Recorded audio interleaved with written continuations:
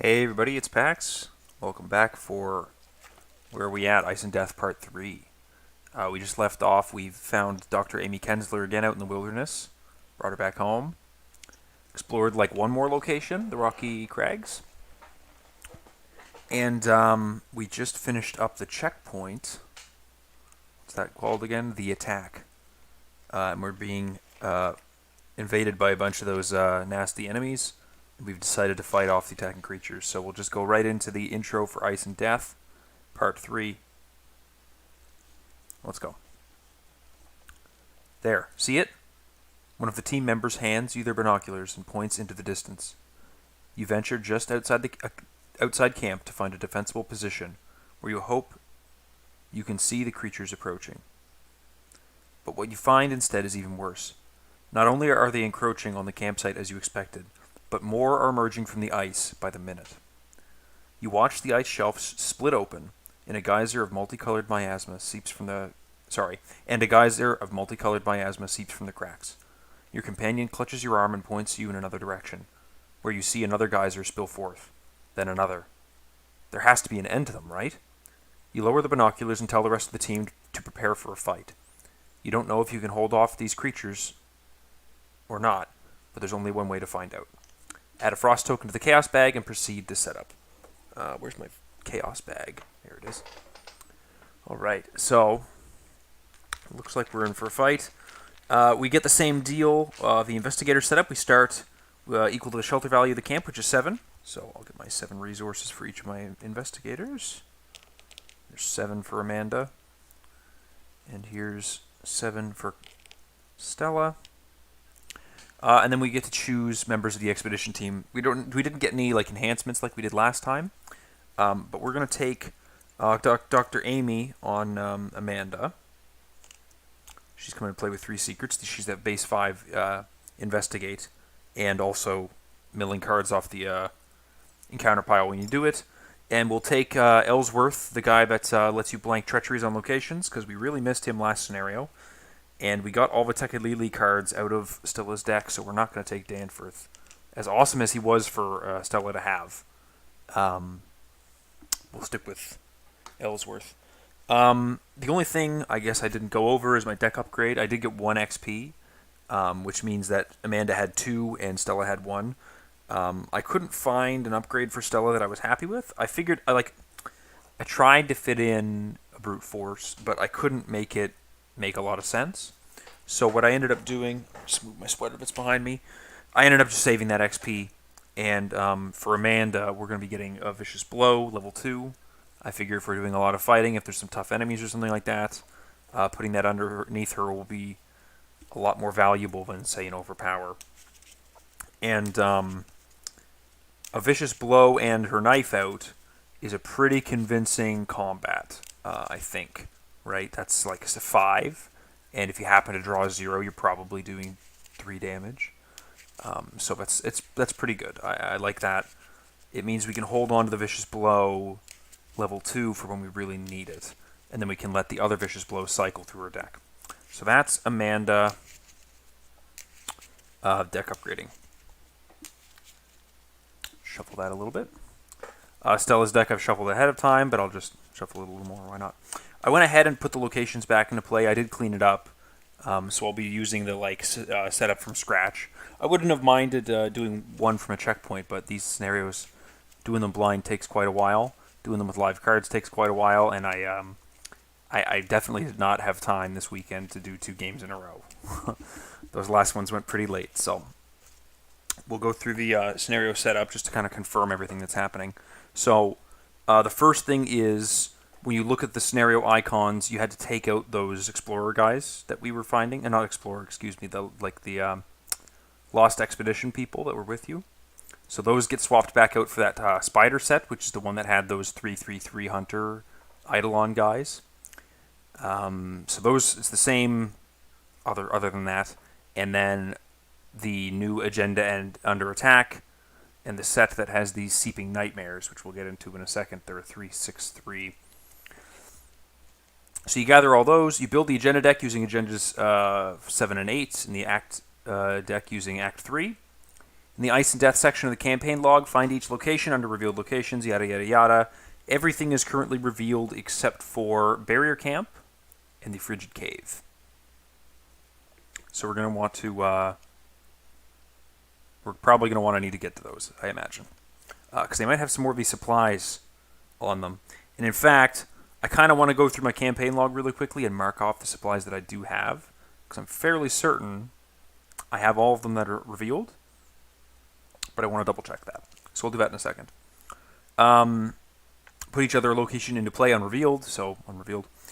Each investigator begins play at the camp, which is, of course, the remnants of Lake's camp. Find one per investigator Seeping Nightmare enemies. These enemies can be found in the Seeping Nightmares encounter set. Spawn each at a different location according to the Seeping Nightmares sidebar on the next page. Remove all remaining Seeping Nightmare enemies from the game. So I've got one here. I've got one here. And the reason I do that, I have them in two piles like this, is because I have the next instruction. Find the 8 Eidolon enemies from the Ice and Death and creatures in the Ice encounter sets, shuffle them, and place them face down beneath each Sleeping Nightmare enemy in play, divided as evenly as possible. So, I've got 4 enemies under each of them, which I've already kind of shuffled ahead of time. And then we'll go take a look at that instruction as to where exactly we're supposed to put them. Sleeping Nightmares.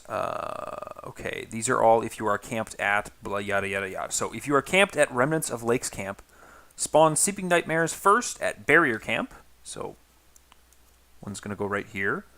And you also notice that I've adjusted how the map looks so that you can kind of actually see all of it and it's not encroaching so much right here. So I can like put the cards I'm playing right there and stuff like that. And then the Crystalline Caverns. Okay. So they're at these 2 locations. That is, that's a thing that happened. Great. Shuffle the Tekulele Weakness deck if it is not already part of an Investigator's deck to form the Tekulele deck. Place this near the agenda deck. Shuffle the remainder of the encounter cards to build the encounter deck. You are now ready to begin. Cool. It was just that easy. We're literally about to get started, and there's nothing stopping me from continuing. So I did put that Frost token in here. That's definitely in here. Can I see it? Yeah, it is in there. And I just want to open up my notepad that I've had for a little bit. Notepad. And double check. Where did I save that? Campaign log, right. So, supplies recovered. The spare parts, the green soapstone, the miasmic crystal, the wooden sledge, and the small radio. Green soapstone, wooden sledge, spare parts. What is this one called? Miasmic crystal. And the small radio. So I definitely have all of them that are revealed. There could be one here and there could be one here. And that's something that I might want to get. I guess I'll do my opening hands and then I'll read the agenda and act off.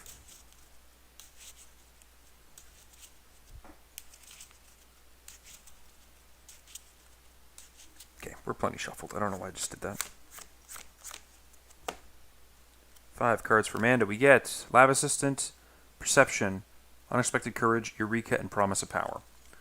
Not bad for grabbing a bunch of clues early, if I need clues. And I do need clues to enter this location, right? If you recall correctly, that's 4 clues per investigator as a group, so I need to get 8 clues to head in there.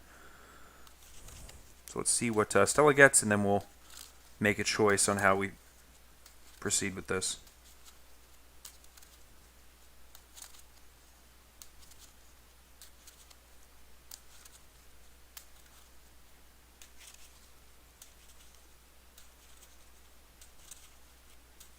Okay. See what we get. Keyring, Resourceful, Call by the Mist is gone. Track Shoes and Dark Horse. Oh man. So personally, I like to get rid of Resourceful. I'd rather just see it later and have something else and draw Take Heart. Draw different things with Take Heart. I put away the Dark Horse last time, and it would have actually been really nice to have. And I have 7 resources and 7 resources worth of cards. I think I'm going to keep it this time. And I'll just draw 1 card. A Waylay. Not the most useful. Waylay is probably going to get replaced for some better more reliable combat solutions. I find Waylay is it's fine against like a 2 evade guy once I've got my track shoes out, but you do have to do a weird turn to pull it off with her. Probably would have been smart to try and find my rabbit's foot off of that mulligan, but I figure with all the rest of my stuff out, it's kind of like I could just take a couple draw actions if I really need to. So now we're going to need to get a fair amount of clues. We can get some really easily from the broad snowdrifts. The nice thing is we don't have to necessarily get clues from anywhere we don't want to. Like, we don't have to get clues off the Crystalline Cavern. We just got to go kill this guy, I imagine. Or at least, that's what it seems like. So that's Stella's opening hand, kind of dealt with. Probably should have done hers first. We're going to ditch the Promise of Power. We're going to ditch the Unexpected Courage. And draw 2 cards. Crack the case, practice makes perfect. That's actually quite good. I like that. That is a perfectly fine opening hand. We'll get our dream enhancing serums and shit out in short order. Really tempted to just go nuts on this first turn, trying to grab clues off the remnants of Lake's camp. But hard to say. Might be a better idea to play the Lab Assistant and kind of spend a turn setting up a little bit. But a practice makes perfect to go fetch a perception or deduction or whatever. It could be a good head start. I can also use Dr. Kensler's base 5 on it and mill something off the encounter deck if I want to. So that's the deck shuffled. I'm going to do a really quick shuffle of the encounter deck because I'm sure that I did it earlier, but I should have just taken a quick flip through this to make sure they weren't like fully ordered. No, see, they're pretty ordered. Yeah, they're not super randomized, I don't think. No, I've got like 3 cards from the same set all right next to each other, so I guess that could have been the randomization, but I have a feeling I didn't shuffle this. So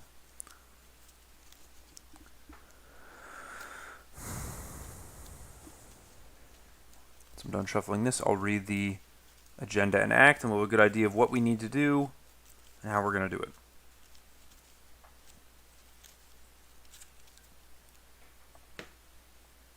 Got 2 cards to the agendas here.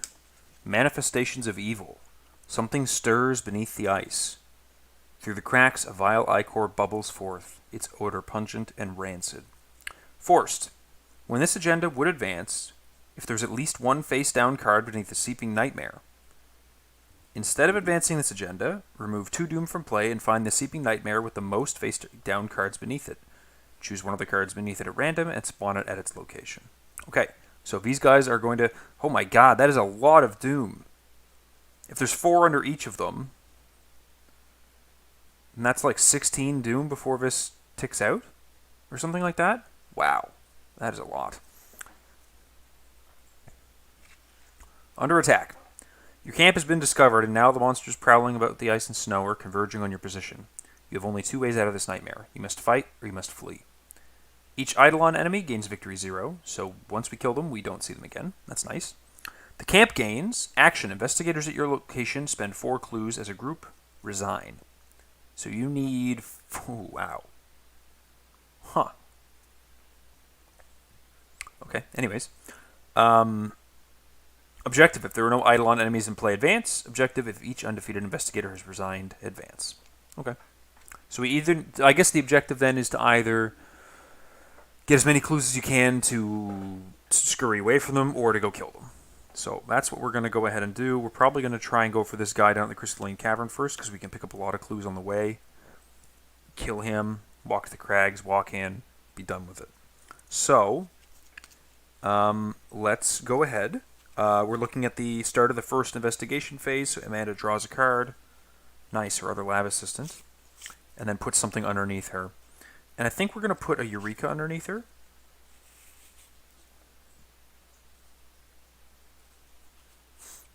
Yeah.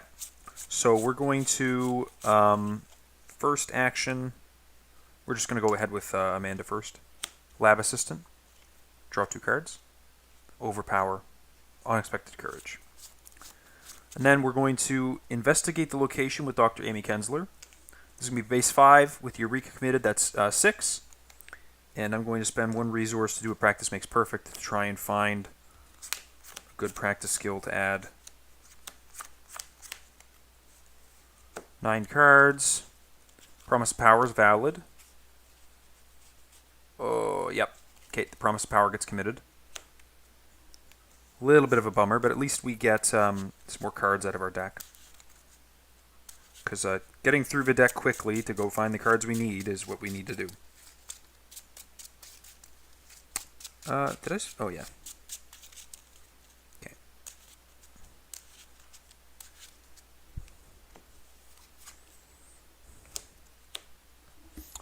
Get our curses.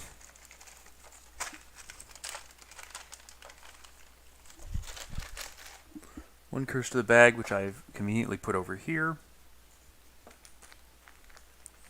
So we're investigating like a ridiculous amount against 3. And if we succeed, we use Eureka and we use Dr. Amy's ability as well. Reminder, we only have the 1 frost token now, so we can't pull that as an auto-fail. +1. Okay, so we pass by a ridiculous amount. Promise of Power goes to hand at the end of the test. We'll get 1 clue. I need to sort out a better sorting mechanism, because I currently actually just have these bowls here that I dump all the tokens into with the appropriate types. I'll need to figure something else better if I'm going to be doing this. So +1 goes away. And then, Dr. Kensler's ability is you may look at the top card of any investigator's deck or the encounter deck, and you may discard that card. So we're going to look at the top card of the encounter deck. Polar Vortex. At the end of your turn, when you end your turn at the attached location, each card you control with health takes a direct damage. Yeah, that's a gimme. That's a really nice gimme, so we're going to leave that there. And finally, Eureka is going to trigger to look at the top 3 cards of the deck. I will take a medical student and try to... I would like to not get my duplicates so that I can draw cards with Dream Enhancing Serum when I get to the serum.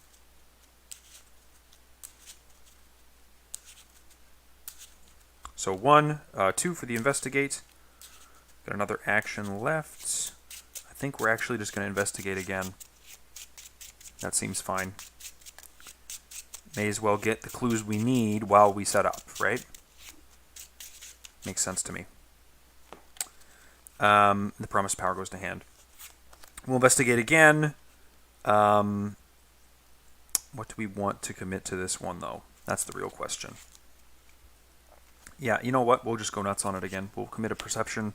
Eureka, that'll put us... How much up?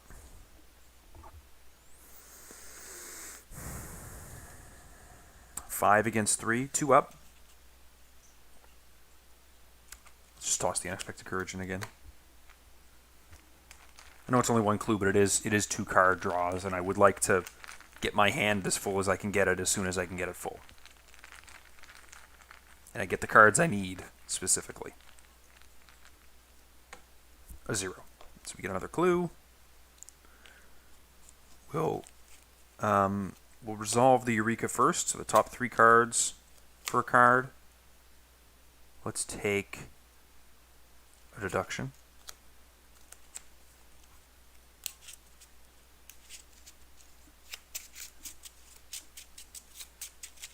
And then we'll resolve the Perception.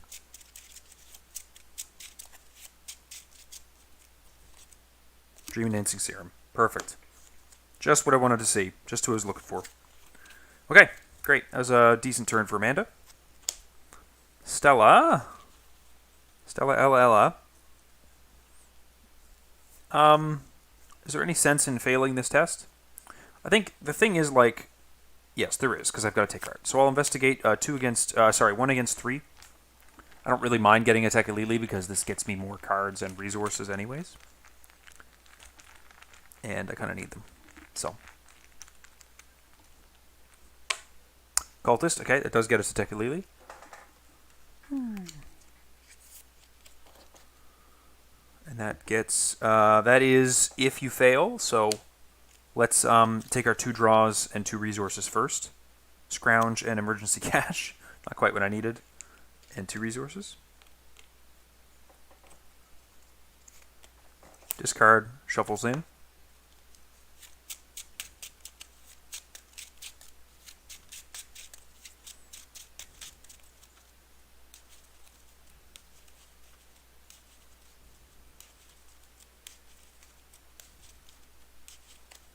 3 actions remaining because we failed the test.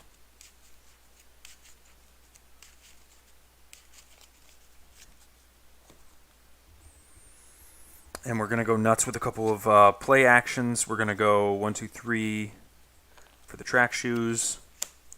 1, 2, 3 for the dark horse. Get as much of it into play as we need, right? The dark horse, I'm going to actually just put like right here, maybe. I'm not going to need to tap it over and over, so hopefully we don't forget about it. And then I will pay 1 for an old keyring. Cool. So that's the turns. Stella's done. Amanda's done. We get readied. We get a draw over on Amanda for a perception and a resource. And Stella gets a resource and a draw, which is a Tekelili. Discard an asset you control. Place Tekelili on the bottom of your deck. Sorry, on the bottom of the Tekelili deck. It's a bummer to see that so early. I think what we're going to do is we're going to just get rid of that old keyring. Because I think Dark Horse and Track Shoes are like a little bit more important for me right now. That's the feeling I have. I don't know if it's true, but that's the feeling I have. I can always scrounge it back if I need it. That's that. 1 Doom. We got that Polar Vortex on this location, which is going to deal us damage if we end our turn there. And an Ice Shaft for Stella, which is a test of 3 agility. We're 2 up because of our track shoes. Let's see what we get. Bit of damage wouldn't hurt us too badly, but wouldn't be nice, or wouldn't suck to pass this. -2, so we do pass. Okay. Bye-bye, Ice Shaft. Okay. Amanda draws a card and then gets rid of the Eureka. It's her other promise of power. Let's get rid of the Eureka. And I think what I'll do... Oh...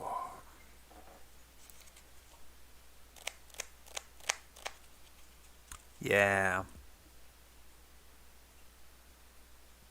I want to get the Dream Enhancing Serum into play. I wouldn't mind getting a bunch of the clues off this and playing this Crack the Case, but I think that I'm just not going to do that. I don't think she needs the money that badly, and I don't really want to take damage and lose my assistant if I don't have to. Kind of no point in that. So we'll put we'll just put the Perception underneath her, because that's kind of we already used the other one, right? We already used the other one, so we're not going to get any Dream Enhancing Serum triggers off that. We'll go ahead with her first again. We'll do 1, 2, 3 resources for the Dream Enhancing Serum. We'll take that Investigate after all. Let's just use Dr. Amy Kensler again, using a secret, committing the Perception. So 5, 6, 7 against 3. I'm not going to commit anything else to this. 7 against 3, second action. -2. Probably should have committed something else to this. At least it's good to get rid of that early. -2. 7 against 3, that's a pass. The curse gets burned. The cultist goes back in the bag. We draw a card from the Perception for successfully investigating. It's a shortcut. Okay, and we get a clue. And we get to look at the top card of the encounter deck and discard it if we don't want it. Apiriophobia. Test X, where X is your location's shelter value. If you fail, you must decide. Take a horror for each point you failed by. Place 2 clues in your location or add a frost token to the chaos bag. Bye-bye. Don't like that one. See, if I knew I was drawing a shortcut, it would have been very easy for me to put the deduction under me instead and get all the clues off here. But that's okay. Play, investigate. You know what? We're just going to investigate again, and we're going to get a couple more clues. We're not going to get to crack the case, but we will be leaving 1 clue behind, I think. And then we'll just shortcut out at the end of the turn. So we're going to investigate again. 1, 2, 3, 4, 5. Yeah, you know what? Fuck it. 6, 7, 8, 9. We'll put that curse right back in. 9 against 3 for 2 clues.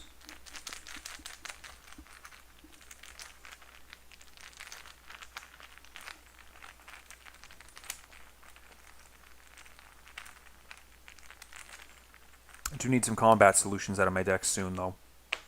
-3, so that's successful. We'll get a card from Perception. A shortcut. Dream Enhancing Serum triggers because I have 2 shortcuts. Obscure Studies. 2 clues.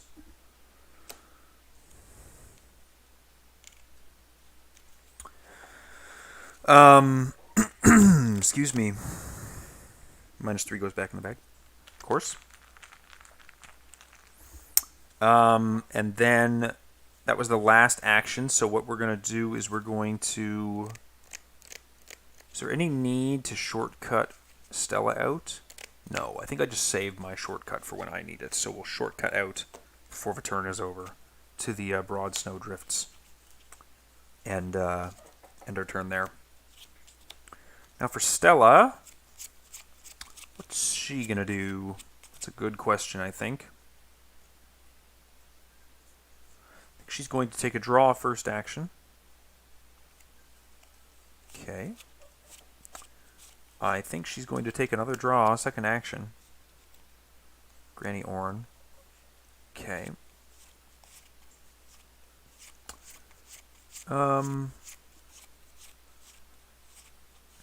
Guess I should have shortcutted her out so I could have had an extra action to play this Granny. I guess I'll play her next turn and then have the Dark Horse active for a bit.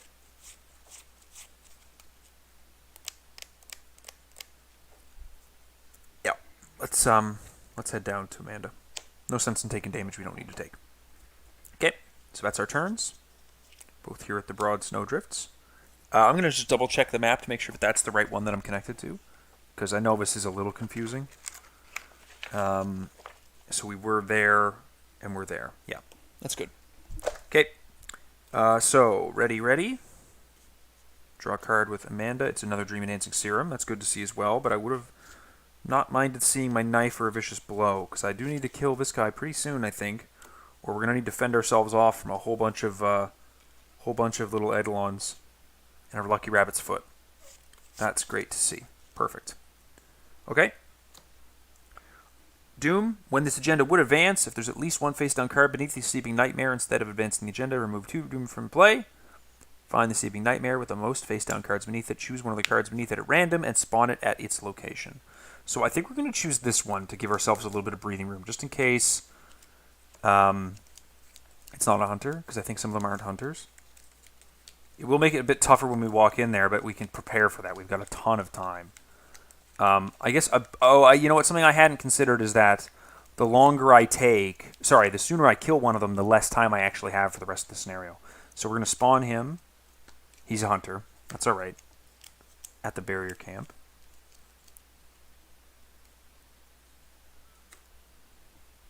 And then Mythos Phase. Amanda gets... This Polar Vortex is discarded, by the way. Through the Ice. Attached to the nearest location without a copy. So it's on their location. There's an additional cost for you to enter or leave. Test 2 agility. If you fail, cancel the effects, take a damage in a horror. And then discard Through the Ice. And then Stella gets Kindred Mist. Attached to the nearest location without a copy of Kindred Mist. When one or more cards from the Tekka-Lili deck will be shuffled into your deck while you're at the attached location, draw them instead, placing them on the bottom of your deck instead of the bottom of the Tekka-Lili deck. Discard Kindred Mist at the end of this round. So he's going to go right there as well. We're just going to put them... you know what? We'll do Through the Ice underneath it like this, because that might stave a little bit. And we'll put the Kindred Mist just over it a little bit. We'll put both of our guys like that. There, that's good enough. Okay. Amanda started the investigation phase, draws a card. Grizzly Totem. Great to see. Need a bit of money, but that's okay. We do have to discard this Perception. Yeah, we have to discard the Perception. That's a bit of a bummer. We don't need a huge amount of boost this turn, though, so maybe we can just put the Lab Assistant under her and feel happy enough. Yeah, I think I'm okay with that. Okay. Stella. What's Stella going to do? Stella can pick up a ton of clues from here because she can play Granny Orn and then just investigate a bunch of times. And be like 3 and then 4 against 1. So she can pick up most of these clues.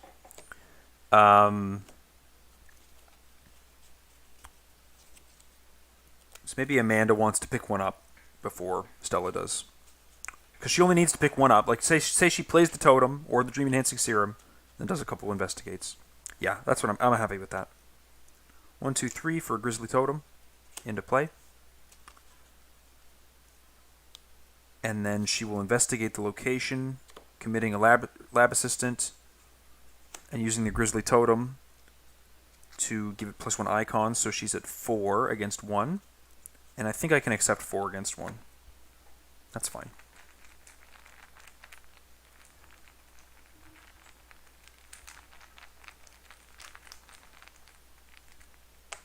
-1, so we do get a clue, and then Grizzly Totem draws us a card. It's the other medical student, which we already have, so we will Dream Enhancing Serum to draw the other Crack the Case. Okay.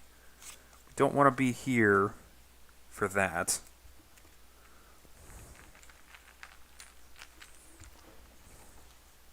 that's 1, 2.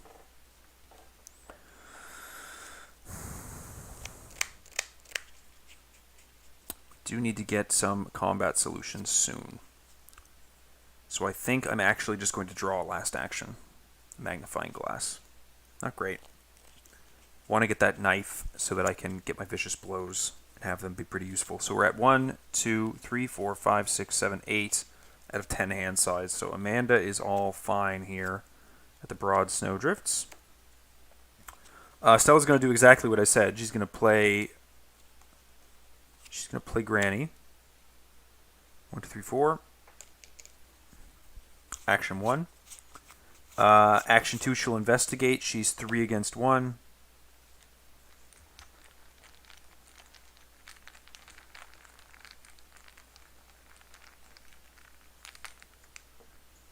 Zero. That's a clue.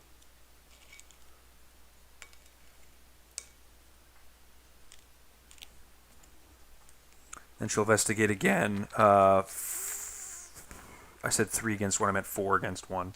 And this will be 4 against 0 because of Quick Learner. Cultist successful. Okay. That's that. I'll just give it a quick sip of tea.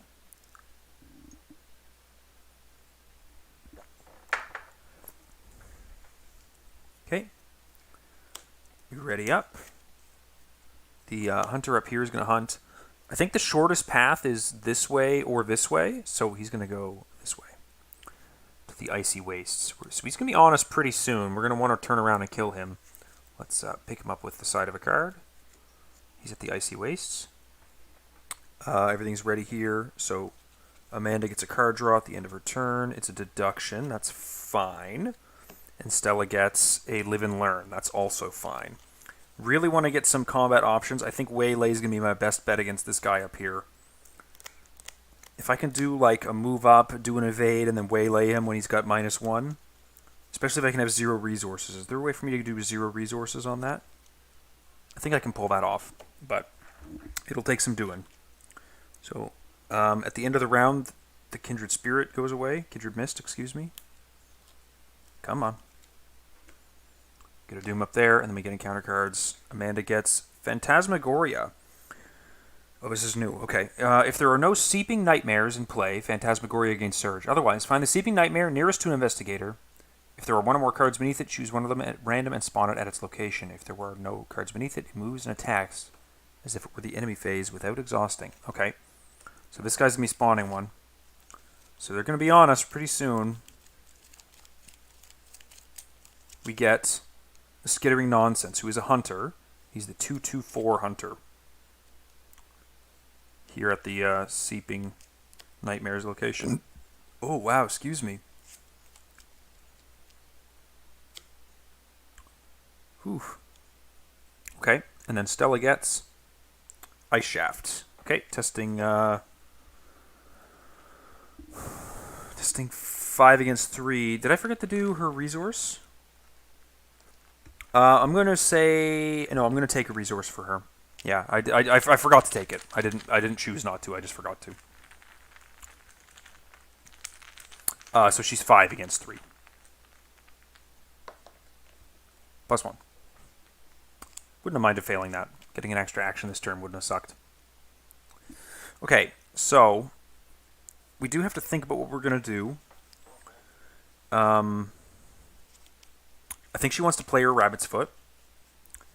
And then I think we want to... The thing is that we really need to get our weapons out. Oh, yeah. Amanda first. Overpower. Bam. Triggers my Dream Enhancing Serum. For a knife. That's good. I think I forgot to take a resource on her as well, right? Okay, so she's got her knife now, and she's got Overpower, so she can fight stuff. She can fight the skittering nonsenses for sure. So that's fine.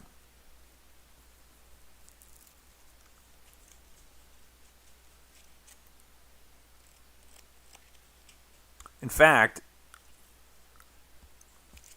if we're happy to tank him, we can also fight him pretty competently, not unreasonable. Okay, let's think about this. I think we're gonna have Stella go first and get this last clue so that we can like double crack the case and get some money, because we do have a lot of cards that we still want to play, right? On Amanda, and I wouldn't mind a bit of time to play them. And I don't mind just trading these cards for resources. That's fine. They're fast, so... And it wasn't any effort for me to draw them, really. So they're just kind of burning a hole in my hand. I would like Stella to be able to go over to the Manifestation of Madness and waylay him. Just to get rid of him. Just to say, bam, you're gone. It's over. That would take like a move, a successful track shoes, an evade, and a successful waylay. And not fail any of that. And that's not unreasonable. I have a live and learn. I have a track shoes to commit. I don't have money for a waylay, but I could play an emergency cash, but I'd need more time than that, basically. Yeah. I'd need to have failed that ice shaft to pull that off. So that's not happening this turn. But maybe what I can do is do that next turn. When he's here. I think that's what I like a bit more. So let's go ahead with Stella. Let's play an emergency cash so that we can afford the waylay next turn. 1, 2, 3. First action.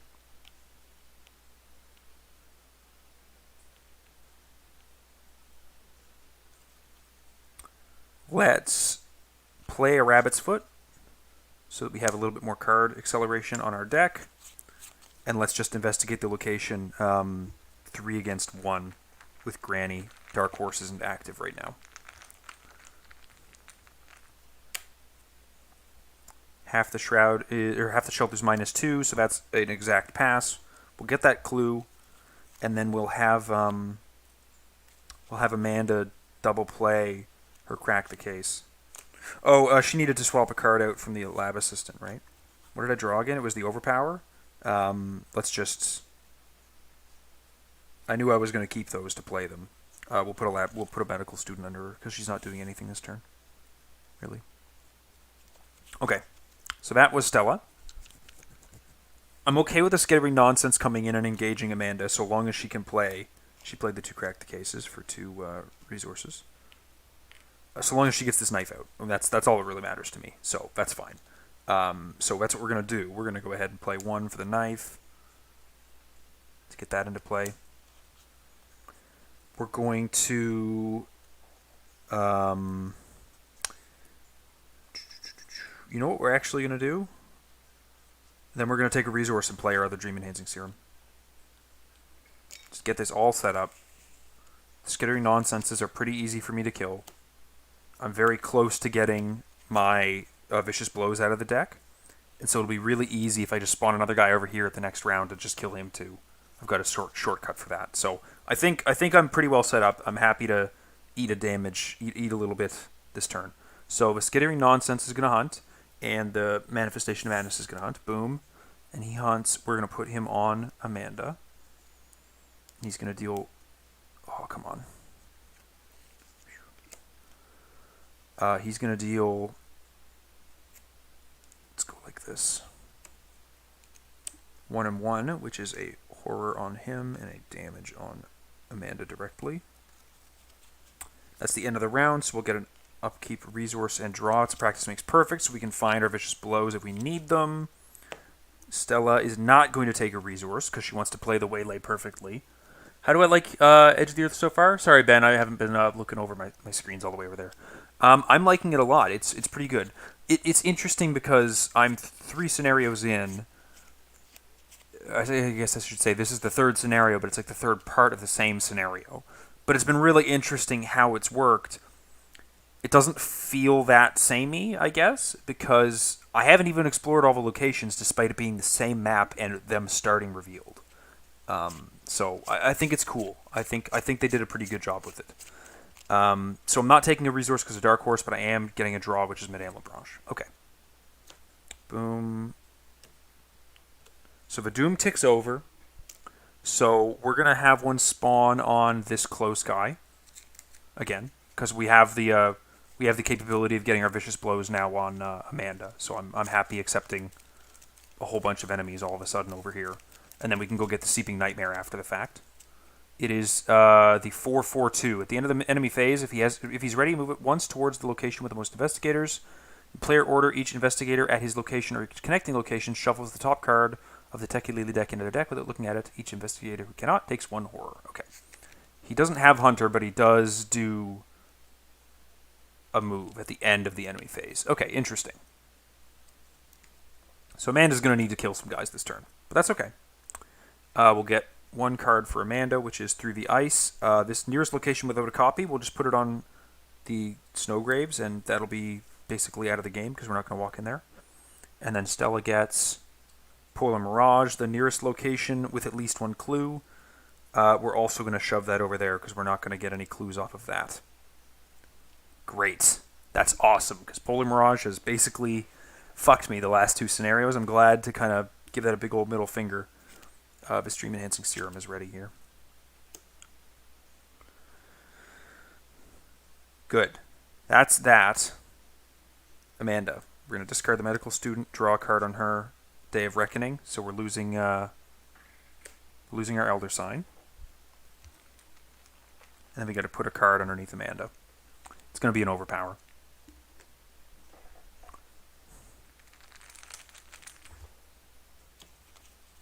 Overpower underneath Amanda Sharpe. There we go. Cool, cool, cool. Now,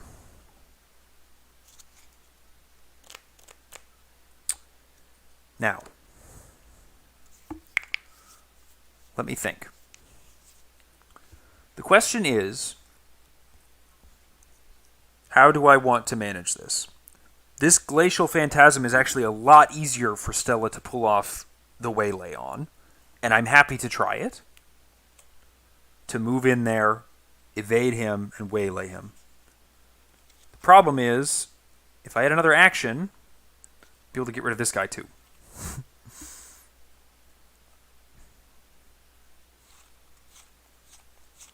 That's okay. I think it's okay. Okay, Stella's going to go first so that Amanda knows what she needs to do. Stella's going to walk into the Crystalline Cavern, which engages both of them. This guy's not massive, so they're just both in her threat area now. Come on. Come on. There we go. It's action 1. Action 2, she's going to evade the Glacial Phantasm. She is 5 against 2. Played through Scenario 2, tons of reading, but you love it? Oh, that's good. There is a lot of reading. I will say that about it, and it's been an interesting thing to stream because I'm like 44 minutes in, and I'm not that far into this scenario, to be honest with you. I think I've done like 5 turns. But most of the rest of the streams have been a lot worse in that regard, so I shouldn't complain. Anyways, 5 against 2. Minus 4. Perfect. That's minus... Oh, wait, what is it?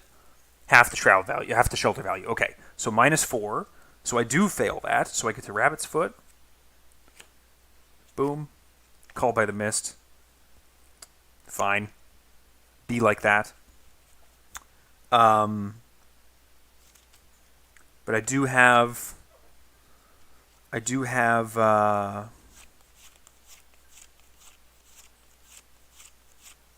I do get to do these at a better value. So I'll evade him again. It was a move, evade, evade. So now I'm evading him at 6 against 2. So this will pass on the skulls. Yep. Glacial Phantasm is evaded. And then I will 1, 2, 3 waylay him. Choose an exhausted non-elite enemy at your location. Test X, where X that the evade value. If you succeed, defeat them. So we're evading him this time for 1, 2, 3, 4, 5, 6 against 1 because it's a -1 difficulty. -3. So he's defeated. Great. Now this guy's still on me, so I think that Amanda is going to come in and try and cause some serious havoc on him, and maybe possibly risk missing. But we'll see what happens. So Amanda is going to take a knife swing at the skittering nonsense. She's going to spend 1 for Practice Makes Perfect to search her deck for a Vicious Blow. She's going to find Vicious Blow level 2. Commit that to the test. So she's swinging 1, 2, 3, 4, 5, 6, 7 against 2.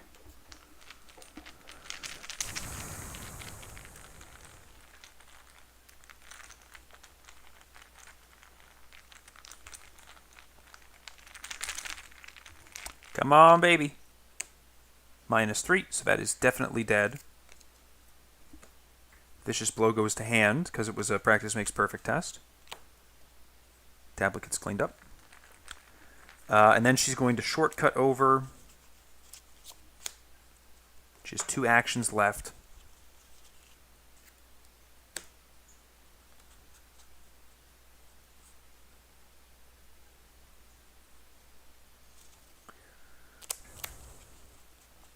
This is an interesting one. I'm trying to think. With 2 actions, I can like swing with the knife and then throw the knife.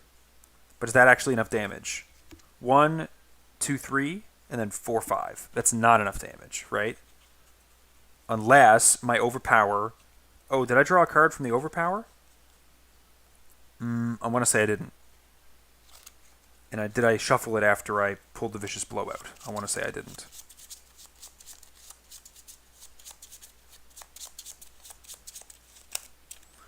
The question is, can I get the other Vicious Blow out? And I think I can. So let's draw a card. Dream Diary. Okay.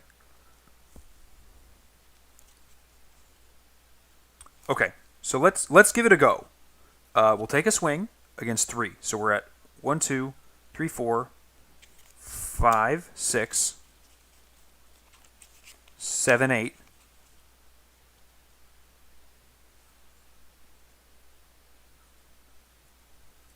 And you know what I'm actually going to do? I'm gonna use the obscure... Oh no, I want to save the obscure studies. 1, 2, 3, 4, 5, 6, 7, 8 against 3. 8 against 3 is not that much. Let's toss in the Promise of Power to that. I really want that to do the maximum damage, and I'll risk the curse tokens later. Stella's doing so much little testing here and there that I'm happy with that. So we're up like a lot. So unless we get a huge negative number, even the -4 is safe.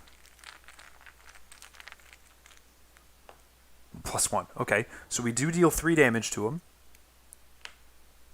The Vicious Blow goes away. The Promise of Power goes away. We draw a card from our Overpower, a Eureka, and we draw a card from our Grisly Totem. Whispers from the Deep. Son of a bitch. Yeah, we didn't get it. That is a bummer. Neither of those are duplicates. Okay, it's not a big deal. Stella can take the hit. I just, you know, one of these last 2 cards is my other Vicious Blow, which is a bummer. Okay, do we take another swing or do we just wait? That's the question. Is it worth the risk? I don't think it's really worth the risk of hitting Stella. I can just swing for 1 with the knife, though, right? 1, 2, 3, 4, 5. Oh, I can't commit the other Overpower.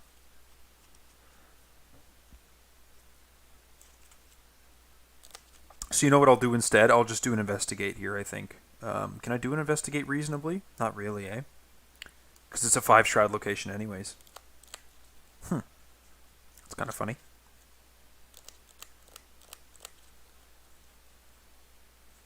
Do I ever want to return that overpower to hand? I don't think so. I don't mind that going away because I've got another one. I think I kind of need her to come back and kill this Manifestation of Madness because Stella really can't deal with it. Aside from evading it, she can come back over and evade it though. I'm just playing on standard. For blind run, I play on standard. And I'm going to be making the transition to hard pretty soon. I'm finding the games are getting a bit... I'm definitely a lot better of a player than I used to be, and I'm definitely a lot better of a deck builder than I used to be. So... I think I should make it. I should try some campaigns on hard to get a better feel for how that plays out. And these two scenarios, like, they've been tough, but they haven't been like insane. I packed a ton of extra healing, and like we're not taking any. We barely took any damage. Stella was pretty beat up at the end of the last one, but that's because they were separated so much, and she like triggered Meat Cleaver on herself a ton of times. Last action. What do I want to do? That's tricky. I want to do something I can toss this Whispers of the Deep in so that I don't have to attach it next time.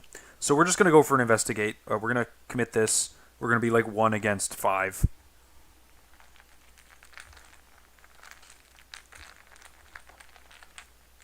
I don't really want to see that. Auto fail anyways. Cool. Let's get rid of it. Okay. So, enemy phase. This guy hunts here. Oh, I forgot to do the agility test on this when I walked out. So I think I should have had one less action anyways. I'll pull the test. I'll pull the test and take the damage and horror if I fail it. And I do damage and horror. And then that would have... so I would have had one less action, so the Whispers of the Deep would still be in my hand. That's what would have happened, I think. Because I definitely would have still come in and dealt the 3 damage. I just forgot about that action loss off of this. So let's put you away. And the Whispers of the Deep is still in hand. Yeah. Okay. That's fine. Okay. And then the Seeping Nightmare swings at Stella for 2 and 2 as well. 1, 2. 1, 2. And what else does his ability say?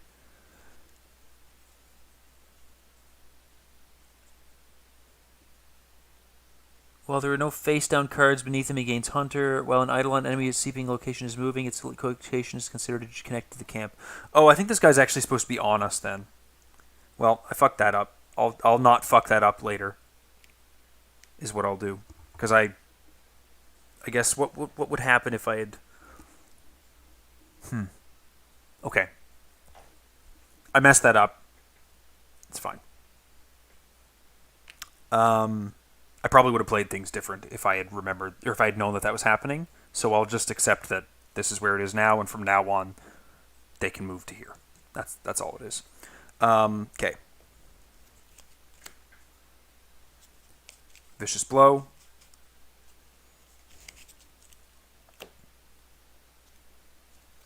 Manual Dexterity, and then a resource for Amanda. Let's not take a resource on Stella. She wants her Dark Horse, I think. Yep, she wants her Dark Horse. Okay. A Doom goes up on the agenda. Manifestations of Evil. And then Stella gets Phantasmagoria. If there are no Seeping Nightmares in play, gain Surge. Otherwise, find the Seeping Nightmare nearest to an Investigator. If there are 1 or more cards beneath it, choose 1 and spawn it. Oh, that's no fun. It's about the worst thing we could have drawn right now, I think. Manifestation of Madness. We'll put that onto Stella because she can evade it. And then Stella gets an Ancient Evils, which causes that to advance. And then a guy spawns up here. Oh dear. It's getting pretty dicey. Found what I've played of this campaign to be surprisingly easy. I was fully prepared for it to be brutal. Yeah, I was expecting a little more damage. I definitely was expecting a little more damage after how Pit of Despair was. Glacial Phantasm. So he's the slow moving guy, the 4/4/2. Whoops. Okay, so that's that.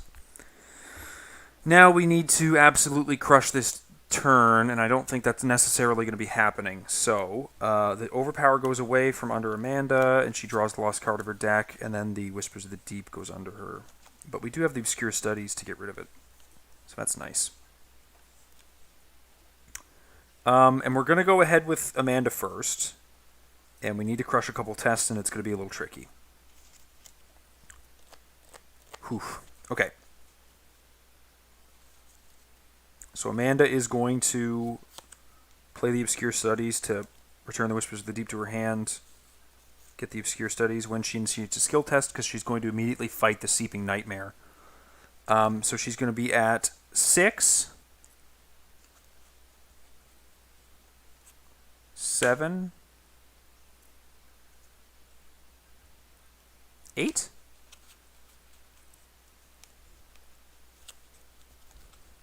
Let's go with 8.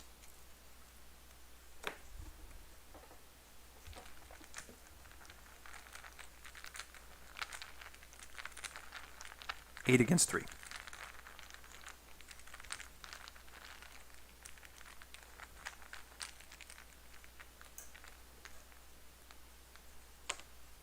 -2. We do have Granny if we need it. 0. Okay, so we burn a curse, pass the test, deal 2 damage to this guy. 1, 2. We also draw a card because of the Grizzly Totem, which will cycle the deck once.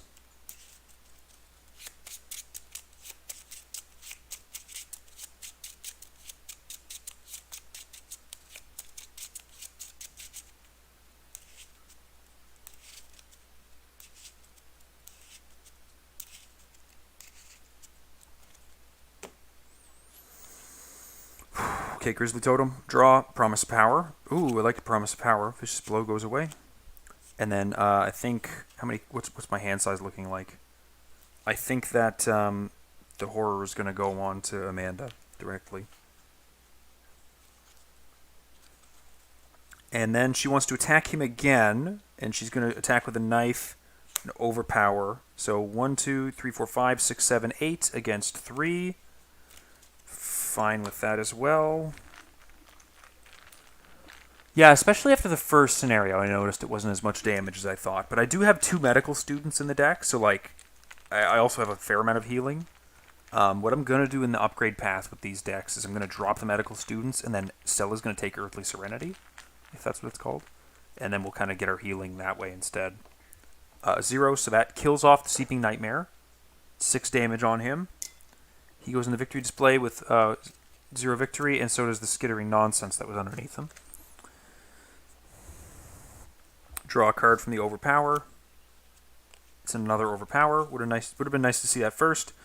And then the last action. I guess there's a couple different.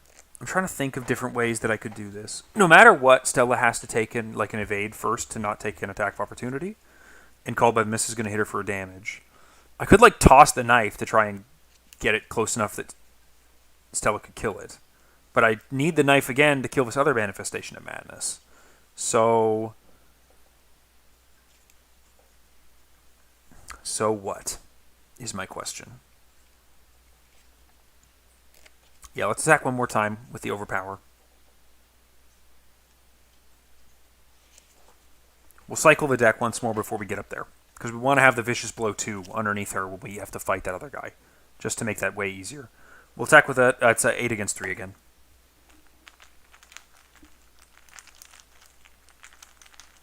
Alright, let's do this. The other curse. 6 against 3.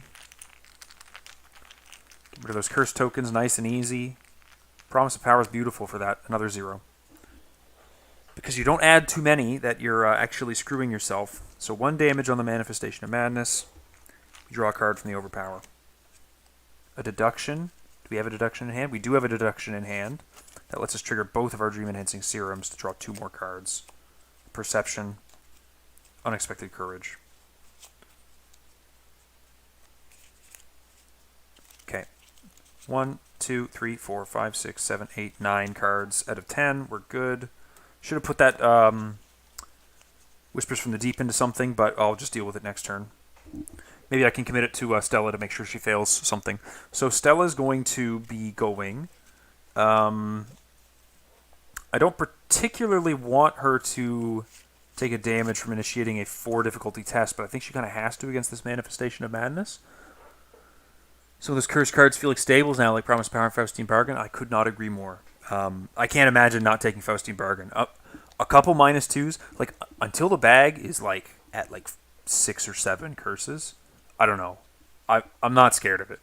It doesn't scare me. It screws me so rarely, and I find the incidence that it does screw me is not so much more than having drawn an auto fail that I really notice it, an appreciable amount. So I totally agree with you. It's like a serious new staple for me.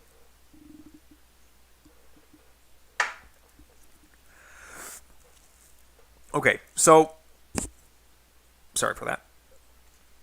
We do have Dark Horse active, so we're 6 against 4 to evade this guy. And I think we're going to do that. So we're going to initiate an evade against him. 6 against 4. Called by the Miss is going to deal us a damage.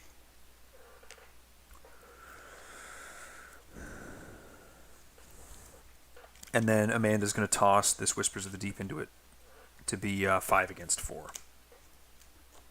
So we're only 1 up. But I'm hoping to fail it anyways, get my Rabbit's Foot triggered, still have 3 actions, right?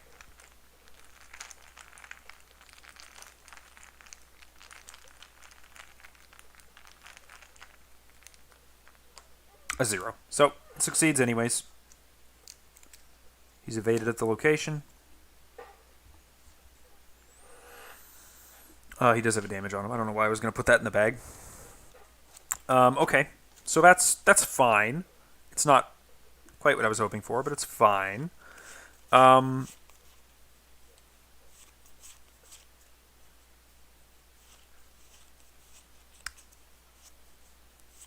Tempted to just punch the hell out of him. The problem is this other guy's going to hunt in and deal a bit of damage in horror.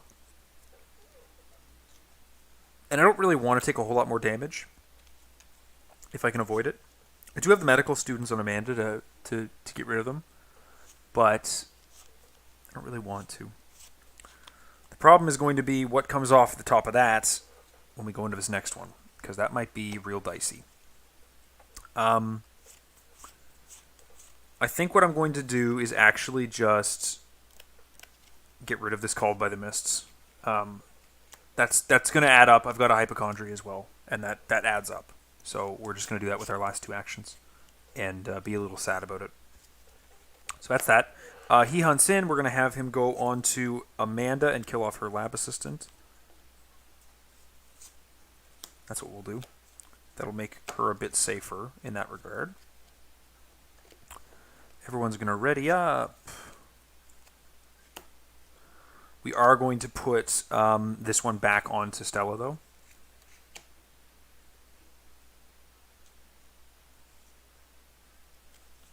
So we get a draw for her. It's a shortcut and a resource. Does she already have a shortcut? Let's check. She does not have a shortcut. So no Dream Enhancing Serums then. And Stella's going to draw a card and gain a resource. Meat Cleaver. Yeah, we'll take a resource.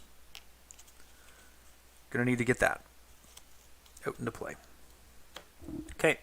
1 Doom. This Day of Reckoning is really painful. Another Ancient Evils. So we spawn another guy up here. Oh, this guy was supposed to do his thing. So what? Does he move? I forgot about him. He moves there. Each investigator at his location or a connecting location shuffles the top card of the Tekali deck into their deck without looking at it. Each investigator cannot take... So we were supposed to have done that before we drew, but I mean, I already saw the cards, so we'll call that a failure on my part. So there's one. And you guys can see that one for Amanda, eh? I don't know. Doesn't matter.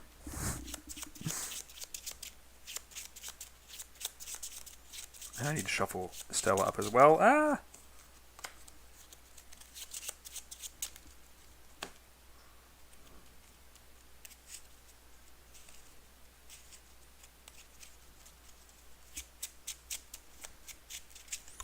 The one thing I like about putting my videos on TTS is you guys don't have to watch me sit here shuffling like a jackass, especially with the live stream.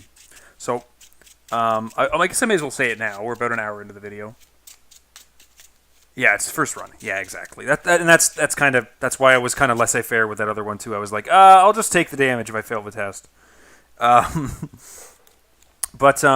I may as well say it now because we're about an hour into the video. I wasn't going to continue this campaign because I didn't want to keep live streaming it, but I'm really enjoying these decks, and I was really blown away at how many people wanted to watch the first scenario and the unboxing and stuff, and I think the second had okay views, so I'm going to record the next couple episodes instead of live streaming them, because live streaming is like sitting down for 2.5 hours and just like hammering through it. And I mean, I've got young kids. I have a baby monitor in the background that's running, and if it goes off, I gotta go. So there's like a lot less stress in that regard, and I could also just like do takes. I can sit down and play for a half hour and walk away and just leave this here, close the doors, my cats don't knock everything around. And I can also edit stuff out. Edit out shuffling, stuff like that. I like to do that for my main stuff, so I'll probably do it for that as well, and it'll probably be a lot harder to edit. But I am going to post them eventually. I will record them and post them. Okay, Stella's encounter card. Polar Mirage. Okay, so we can't get clues from here, but that's actually fine. We don't need clues from here. We don't want clues from here. Okay, nice to have a bit of a gimme. Amanda draws a card at the start of the investigation phase. It's a perception, so she will reveal her other one and draw 2 cards from Grizzly Totem. Sorry, from Dream Enhancing Serum. 1, 2. Medical student in Eureka. And I think I've got a whole bunch of duplicates here now, right? Yeah. There we go. And then we need to figure out a plan for this turn. So we don't have the Meat Cleaver out. That's okay. We could just like punch. Stella can easily punch this Manifestation of Madness down. The problem is that this guy's here. So I want to be able to kill him and then walk in there and evade him. And that's going to be really tricky to do, I think. Unless Amanda gets some of this action in first. So I think Amanda's going to go first. This needs to get detached. And then she's just going to put an Unexpected Courage underneath her, I think. Yeah. Fortunately, no overpowers, no vicious blow.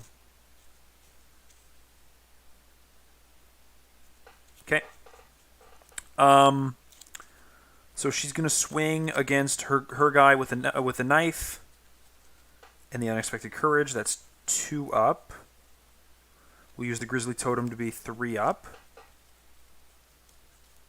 We actually don't have any icons to put into this. 3 up. Do we have any icons over here to put into it? Poof. Nope. 3 up with a knife swing against the Manifestation of Madness. 3 up's not great, but 3 up's okay with Granny. 3 up's okay with Granny. I'm happy with 3 up with Granny. -1, so that's a damage.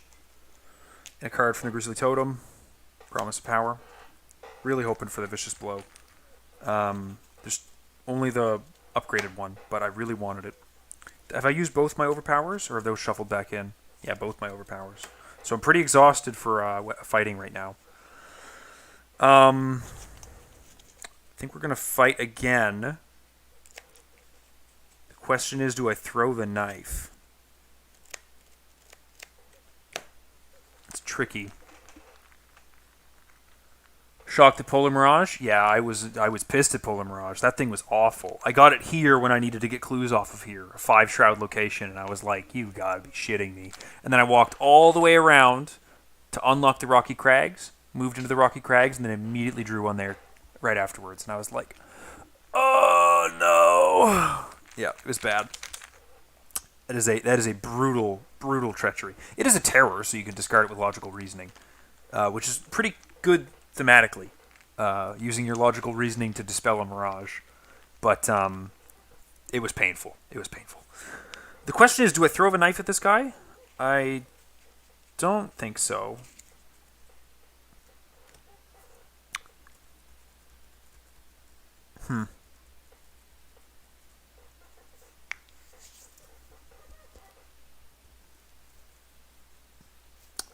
Little tricky.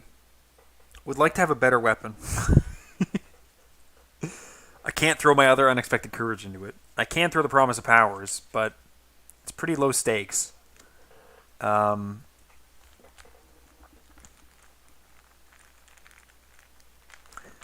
know what I think I'm going to do? I think I'm going to throw a knife at this guy. Yeah, I'm going to throw a knife at him. Discard this. +2, +1 damage. And I'm going to put a promise power into it. Just to make sure it hits.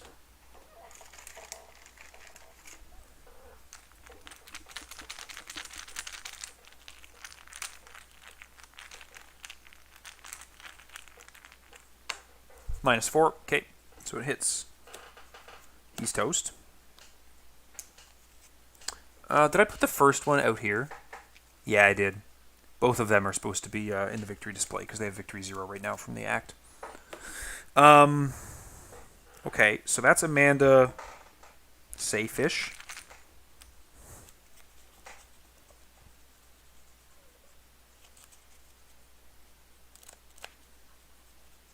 What does she do next, though? That's the question.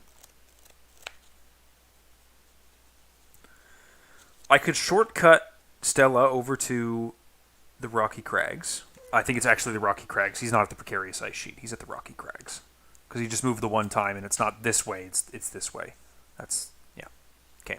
I could shortcut Stella over, and then she could just, like, evade camp these guys while Amanda goes and finds her Vicious Blow to kill them.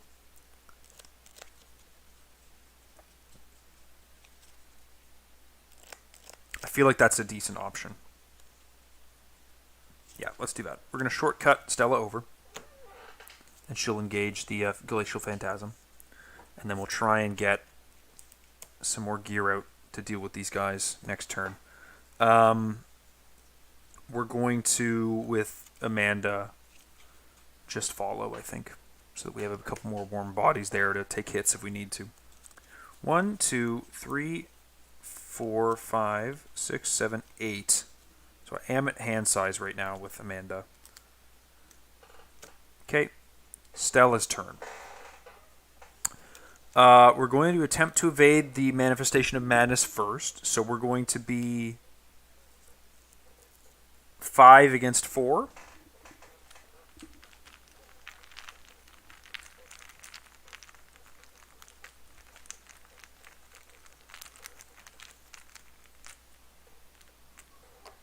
-1. Okay, well, we succeed. It's kind of funny. Boom, right there. And then we'll evade the other guy. 5 against 2.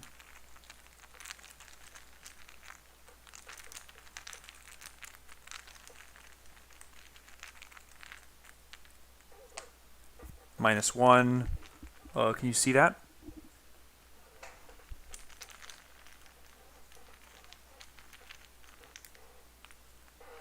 -4. So that one fails. We get to use our Rabbit's Foot to draw a card. Another Rabbit's Foot. Then we'll live and learn to evade him again. Still second action, so we're at like 7 against 2. Or after our second action, but not yet the third action, so 7 against 2. Cultist, so that succeeds. So he's evaded there. We have 2 actions left. I would love to get this Meat Cleaver to play, but I don't have the resources to do it. That'd be so good to do right now. But you know what we're going to do instead? We're going to scrounge for supplies, the Live and Learn back, to have it for next turn, and we're going to take a resource. So we can play the Meat Cleaver after upkeep. And then hopefully we can deal with them next turn. So, Nothing happens with them because this guy's only if he's ready at the end of the enemy phase, so that's fine. We get a resource and a card for each of them. Crack the case, so Amanda's going to have to discard down. I think we're going to lose the magnifying glass, and I think we're going to lose a promise of power because we've already gotten our dream enhancing serum out of it this turn. This go through the deck, I mean to say. And what we're going to do is we're just going to like dump both of our deductions into a test here, get all the clues, send some money to ourselves so we can pay for stuff, maybe something like that. I'm not sure. So 1, 2, 3, 4, 5, 6, 7. Oh, I didn't even need to discard that. Okay, 8. And then 1 and 1. Neither rain nor snow. That's very nice. Which expedition members did you bring with you? I have Dr. Amy Kensler on Amanda to help with investigates and dealing with the deck a little bit. And I brought Raoul with Stella. Oh, you know what? So Stella moved out of that location that had the, what's it called again? The through the ice on it. So she would have had to use one of these to get out. So I guess he's short of supply. In the first one, I took these guys. In the second one, I took Danforth on Stella because she had a whole ton of Tekelili cards in her deck. And Kensler was actually one I had to go find. And I took the guy that cancels Frost tokens because I had 2 Frost tokens in the bag at that point. But I had none going into this one, and then I got one during the setup. So, okay, so that's that. These guys ready, and who are they going to engage? We're going to put the Phantasm on Stella so she can evade, play her Meat Cleaver, and start swinging. And we're going to put the Manifestation of Madness on Amanda. Okay. That's that. 1 Doom. 0 visibility. Put it into play in your threat area. Antarctic Wind. Nearest location. Investigators at the attached location cannot play cards or draw cards from their deck. Goodness gracious. Okay, so I can't play cards this turn. Amanda's ability triggers. She can't draw cards. So she will put the... Oh, that's absolutely awful. We'll have to use Raoul to stop that from being the case, because that's really painful. Ooh, how do I deal with this? Let's put the Unexpected Courage underneath Amanda. No, we want to commit that. Ooh, man, that is an awful time to get that. I only get 1 use of Ellsworth. My bag ended up with all 8 Frost tokens, and a guy who canceled them came in clutch. Wow, that is nuts. All 8? Holy shit, how did you manage that?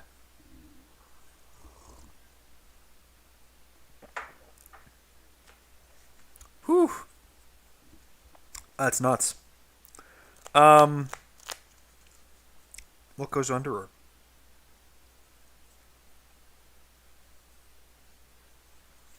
That's the question. Let's get the Eureka under her. Eureka gets me my vicious blows sooner.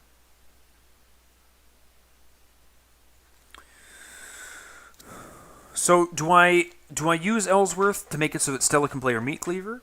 Or do I use Ellsworth to make it so that Amanda can actually draw cards this turn? And I think the answer is that I do it so that Stella can play her Meat Cleaver, because she doesn't have a weapon at all, and she can't really do anything without one. Rabbit's Foot is ready. Okay. So that's what I'm going to do.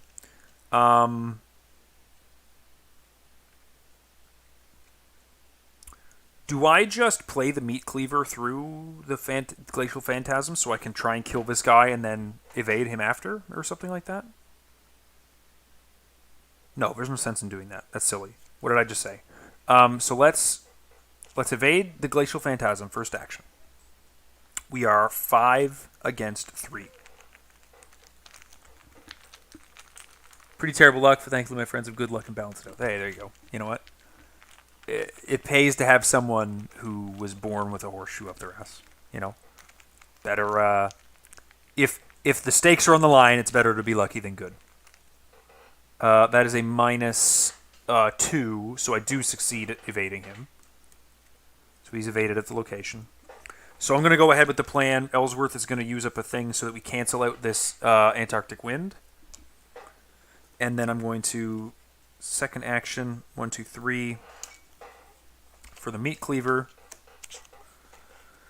And then third action. Oh, you know what? We'll take a horror on ourselves and we'll take a swing at this asshole here. So we're swinging for 1, 2, 3, 4, 5 against 2. 5 against 2. We'll hit her if we miss. We did take a horror to get a bonus damage, but we can live and learn if that happens. Oh no, wait, no. You know what I can do? I'll send an unexpected courage over Stella's way, and use the Grizzly Totem so that she draws a card afterwards. So she's got an extra 3 icons. So missing is a lot less likely. Because she can't really use it on herself to draw cards at this location with the Arctic Winds there. But we can leave the location. We have a whole bunch of clues. We can leave the location, head up to the Frigid Cave, and try to do our digging that we want to do there, and see if we can get the supplies out that we wanted to get out as well. -1, so this guy's dead.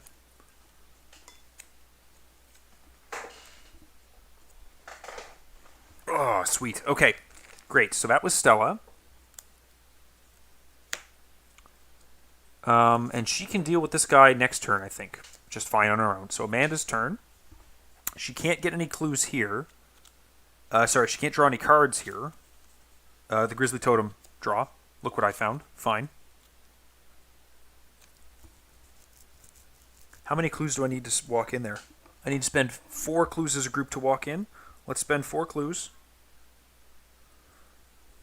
to go in there. Do I have a shortcut to do it? Nope. We'll reveal the Frigid Cave for the first time. Action. Add a frost token to the Chaos Bag in the supplies recovered section of the campaign log. Record mineral specimen. 4 shroud, 4 clues. Okay, well, let's just clear as much of this off as we can. We're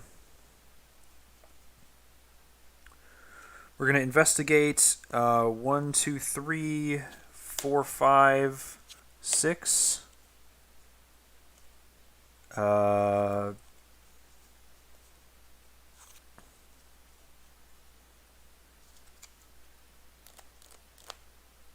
Nope. Start this counting over again. Use Kensler. For 5, 6, 7, 8, 9 against 4. 9 against 4.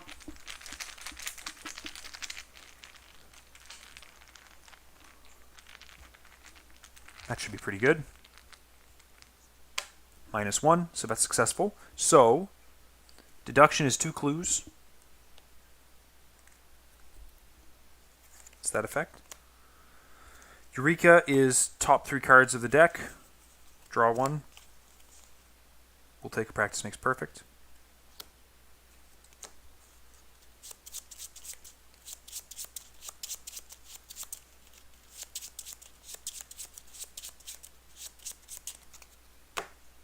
Perception draws us a card. Crack the case. Are either of those duplicates? Crack the case is a duplicate, so we'll get 2 draws with the Dream Enhancing Serum. There we go. Lab Assistant and another practice makes perfect. Okay. So it was move. Amy Kensler, we get to look at this top card and discard it if we don't like it. Whiteout. Whiteout's a gimme. We can get -1 to all of our stats at this location. That doesn't bother us at all. And then we'll investigate again with our other deduction, a perception.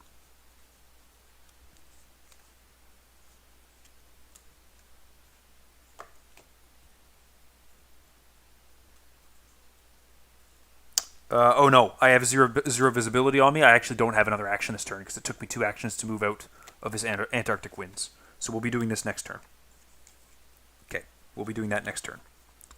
Which is a bit of a bummer because I have like a full hand right now, but whatever. Yeah. So I've got 1, 2, 3, 4, 5, 6, 7, 8, 9, 10, 11, 12. 1, 2, 3, 4, 5, 6, 7, 8, 9. So I do have to discard 2 cards at the end of this turn. But she does have an agility test. We'll commit Eureka to it. We'll commit Eureka to it. To have 2 Eurekas committed to this test. 4 against 2. Who's your favorite investigator? What's your favorite class? It's kind of tricky to say. I used to be huge on survivors. I really enjoy playing guardians, but because I play 2-player, I find I don't really get to enjoy them as much as I do when I play like 3 or 4-player. I find that's a lot more engaging to play them. -2, so if it's successful, I get to look at the top 3 cards, draw a card. Let's grab a Vicious Blow. And then the top 3 cards, draw a card. Let's get the shortcut, I guess. No, let's take the Tekalili. Doesn't really matter. -2 resources, and this goes to the bottom of there.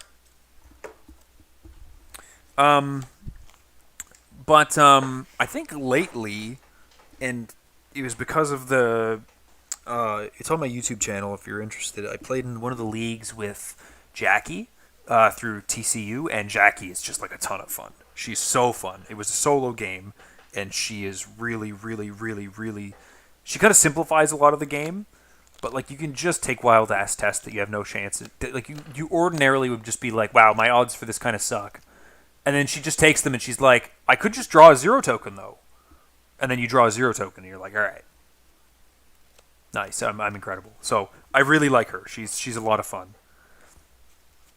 Okay, so that's the turn. He doesn't do anything because he's exhausted, and then he readies and re-engages Stella. This Antarctic Winds is discarded at the end of the round. Bye-bye. Go away. There we go. 0 visibility was tested successfully. Ready up. We draw a card. We gain a resource. The shortcut, and then she has to discard down, right? Let's just get rid of the Dream Diary because we don't have time to play it right now. I want to keep a lab assistant if I can. 1, 2, 3, 4, 5, 6, 7, 8, 9. I need to discard one more card. Let's get rid of the Promise of Power. We can redraw that on the shuffle.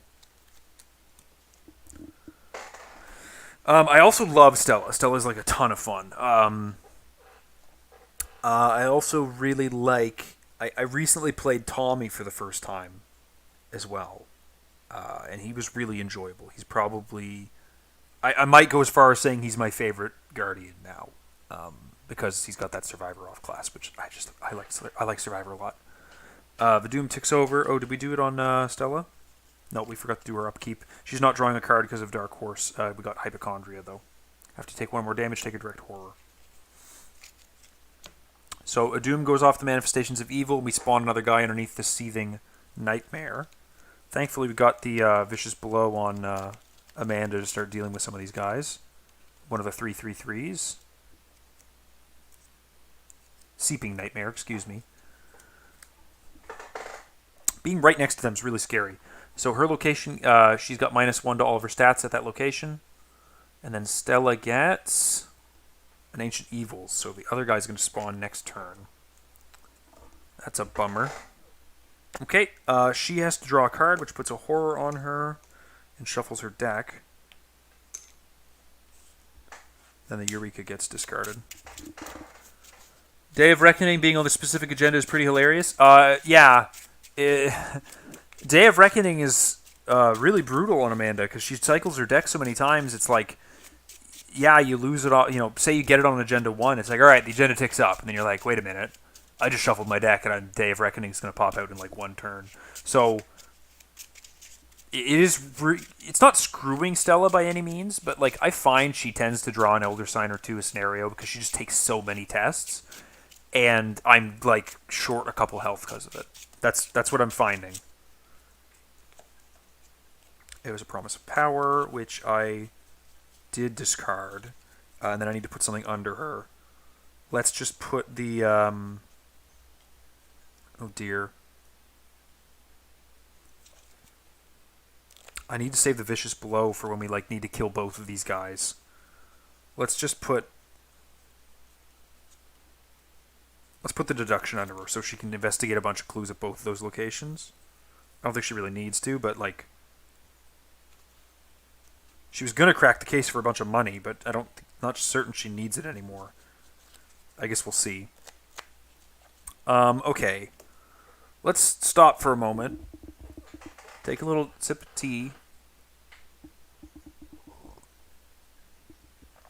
Sorry for the gross swallowing noises. Let's have a think. We don't have our weapon.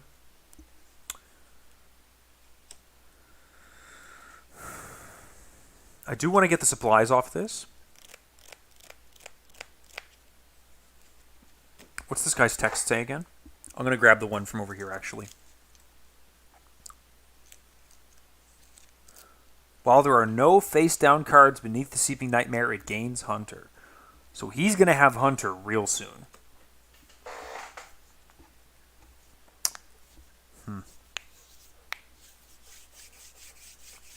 So I'm not going to have a lot of time to get this, and I don't think I'm going to get the supplies from the barrier camp. Because I'm just not going to be able to do everything I need to do before he's chasing after me. I guess I could, like, track shoes around if he starts hunting us. I could pitter-patter around. That wouldn't be the worst thing in the world. Okay. Yeah. I'm okay with that. I think I can do that. So, I think we're going to go ahead with Stella first.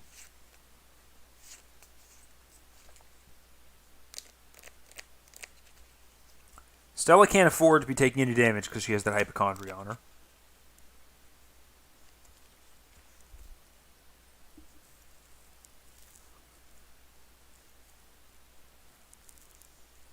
I think the last guy is that 2/2/4 underneath the seething nightmare, and I guess they're going to be hunting in unison when they're together.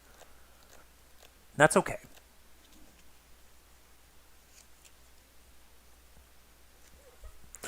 I guess the thing I'm struggling with is, do I try to kill this guy this turn, or do I leave him behind and have these two be together at the same location? I think I evade him either way, because if I don't kill him this turn... I mean, obviously I evade him if I don't kill him. But what I mean to say is I think I try to evade him first, because, like, at least I'll use up my Quick Learner +1 difficulty on a test I might pass, but I might fail, and not fail, like, pathetically. But I do think I need to evade him in case I can't kill him, because he will add a bunch of Tekelili cards to our decks. Yeah, okay. So we have to evade him. We're going to be 5, 6 against 3. 6 against 3. Yeah, okay. It's fine.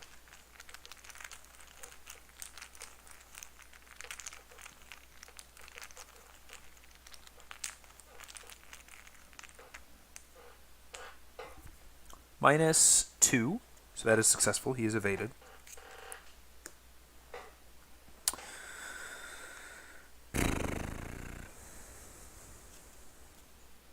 Do I just swing at him a bunch with the meat cleaver? I guess that's my question. I feel like the answer is yes. But 5 against, like, even 3 is not great. 5 against 4 is not great. I've got to live and learn to make sure it lands. I've got another rain or snow to make sure it lands as well. So let's just go ahead and do it. 1 horror from the meat cleaver. We're attacking 5 against 4.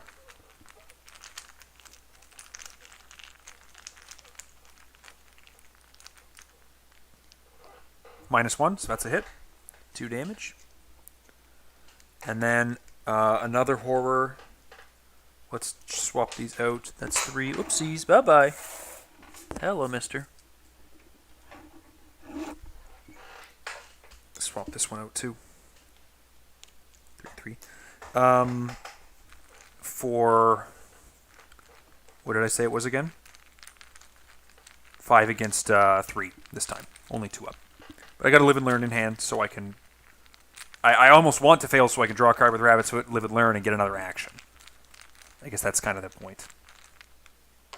-3. Okay, so I do fail.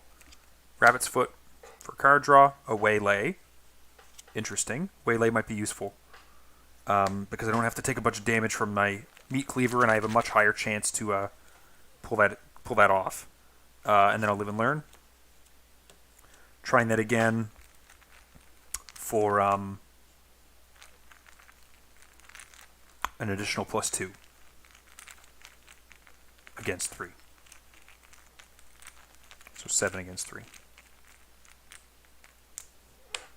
-2. So that he's dead. And then we have one more action. Did I get all the enemies in here? I just want to double check that I didn't put another one in here, like a silly, silly man. Yeah. We have one more action. I guess the question is, do we just leave so we don't have to deal with that guy? I think the answer to that is yes. I don't really want to stand here.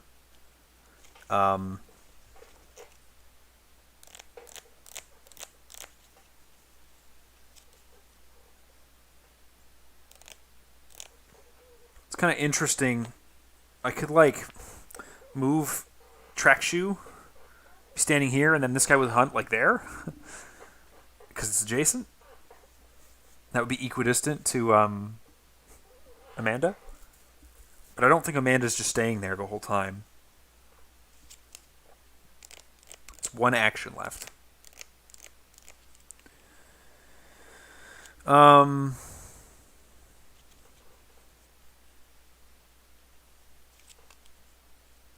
Doesn't have enough clues to, like, reveal this or anything like that. That's okay. Yeah, I think I am actually going to do that. I'm going to move to the Crystalline Cavern, and then I'll trigger the track shoes. Testing 6 against 2. With the Granny Orn available. Okay, fail anyways. Alright, well, she's standing in the wrong spot. That's what I get. Okay. Amanda's turn. She's going to add a frost token to do the ability there. So first action is that. Did I take the deduction out from underneath her? Sorry. Did I put the deduction underneath her at the end of the start of the investigation phase?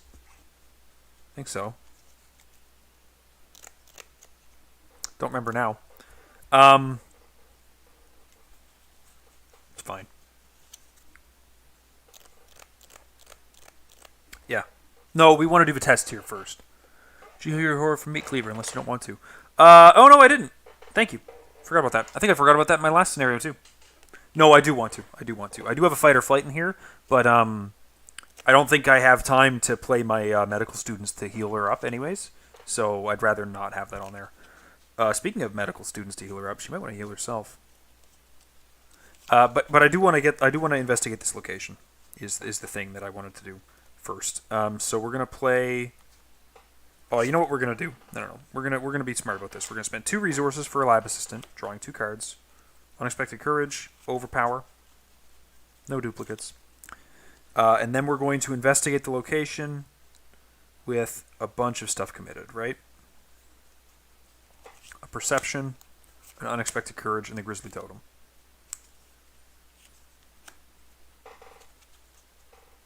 So we're at 1, 2, 3, 4, 5, 6, 7, 8, minus 1. 7 against 4. Happy with 7 against 4? Not particularly. Let's put the promise power into it.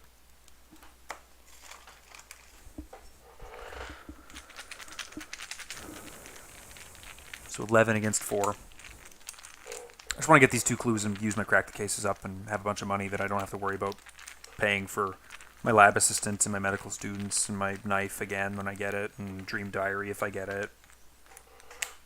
Minus 2, so we definitely succeed tremendously. So we get the 2 clues. Boom, boom. Whoops. Why did I put them in there? That's funny. And then we will play, I guess, both crack the cases. Is there any point in not?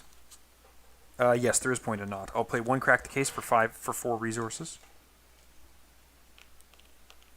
We'll save the other one. The off chance. I just need cards in hand. And then we'll do perception to draw us 1 card. Lab assistant. And then Grizzly Totem to draw us another card. Dream Diary. So we don't even trigger. We don't even trigger Dream Enhancing Serums. So play, investigate, and then we'll do this. Add a frost token to the Chaos bag in the supplies recovered section. Record the mineral specimen.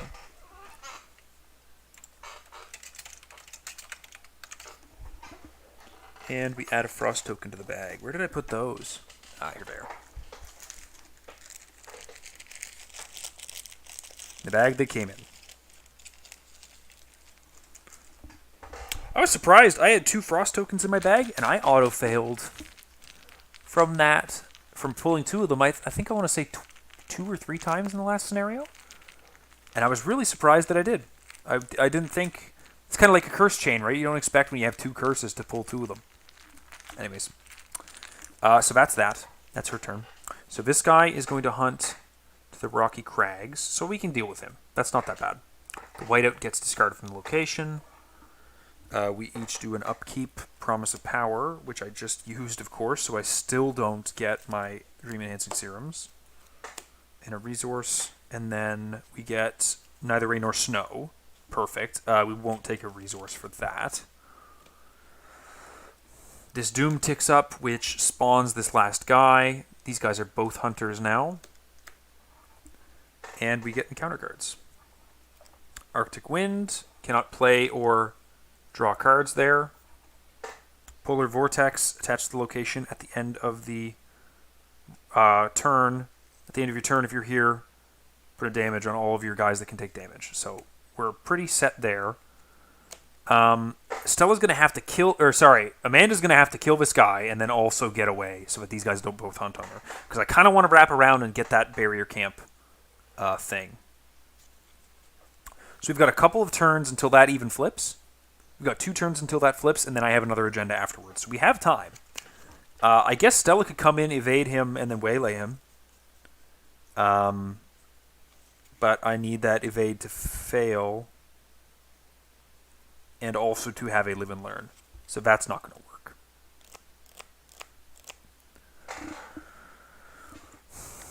So I think Amanda has to do it. So we discard the deduction from underneath her and draw a new card, which is a Perception, which we also still don't have a duplicate of. What are we going to put under her? I don't really want to put this Vicious Blow under her, but I might have to. Because I don't have any other fighting stuff capability right now. I could put the Overpower under her. You know what? She can move in, shortcut over to Stella. Yeah, okay. The Overpower underneath her is fine. And then just take up a couple punches, right?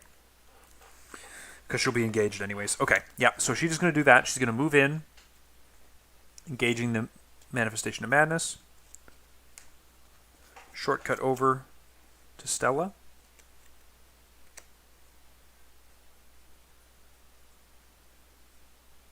She is going to be taking a damage for doing that, though. So maybe I need to shortcut somewhere else. Let's go to the Precarious Ice Sheet instead. And then Stella will just come over and help. And then we're going to fight this guy.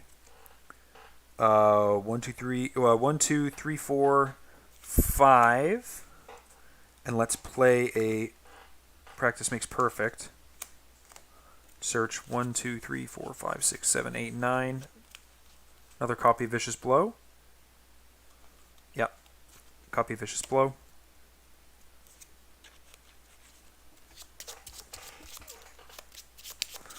And now that we've found that, we will... I know I'm doing this kind of in the wrong order.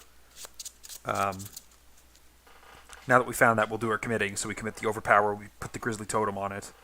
And we will also... Should I put in anything else? I don't think so. I think I'm okay.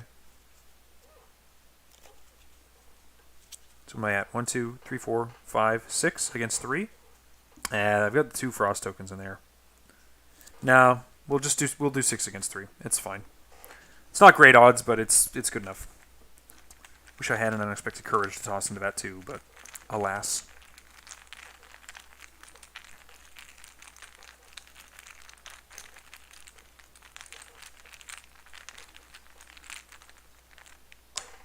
-2, okay.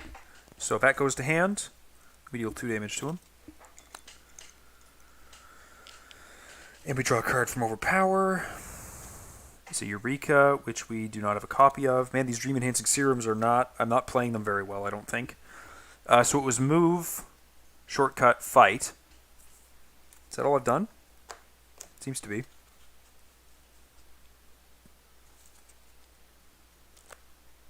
I'll just toss in another fight with the Overpower for 4 against 3. Oh, and I drew a card from the Grizzly Totem as well. Knife.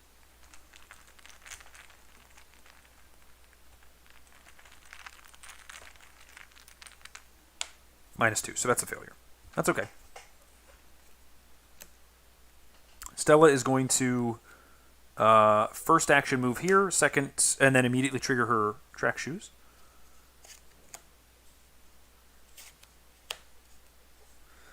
So she's going to be testing 6 against 4 to get her track shoes move. And if she doesn't get it, she'll at least get her rabbit's foot draw.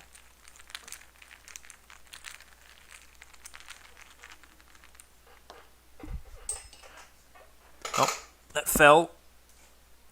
-3, so it does fail, and I discard the top card of the deck, and if there's a weakness, I have to get rid of it. It's a resourceful, but I do get to trigger Rabbit's Foot. Oh, well, Rabbit's Foot triggers first. Nah, you know what? I already did it. Yeah, I already did it. That's my bad. I should have drawn that resourceful and discarded this instead. But I feel like looking at the resourceful and then deciding that that's what I would have liked to have drawn is kind of scummy. So we'll not do that. But I do get an extra action, so I'll take another move action. And we're here with Amanda. So we're on action 3. So we're going to swing with the Meat Cleaver, Dark Horse, -1 difficulty. And we're just going to put an either rain or snow into it as well, so that we don't accidentally hit Amanda if we fail. So we're at 3, 4, 5. We want to power it. There's no point. 6, 7, 8 against 2. -1. Okay, so he's toast. Into the victory display.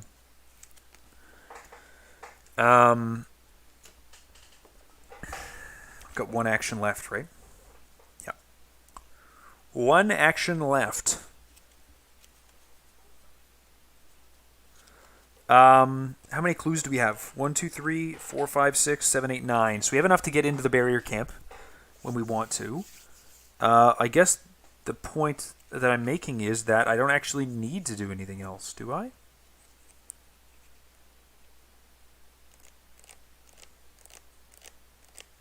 Actually, no. I do need to... No, I don't need to do anything else. I think I'm good. Excited to see what they say, what they all can do being free from the old release model. Yeah, I agree. I think it's going to be really interesting to see how that goes. Oh, I should have healed a horror as well from that successful kill with the Meat Cleaver. I think that this is really good so far, so I'm super excited to see what comes in the future, because I actually, and this is a bit of a tangent, I'll indulge myself because it's a live stream and you get to talk with your audience. I really like the Dream Eaters. I think it kind of gets a bad rap. A lot of people don't like the 4 scenario campaign structure. I really like it. I think 4 scenarios is a good way to like have your investigators not overstay their welcome. You get a lot of XP if you perform well. You don't get a full campaign worth of XP, but you get a lot. And so you can be playing like a 19, like 20 XP deck by the second scenario, or by the end of the second scenario, play two good scenarios with like a decent deck. And so I like it a lot.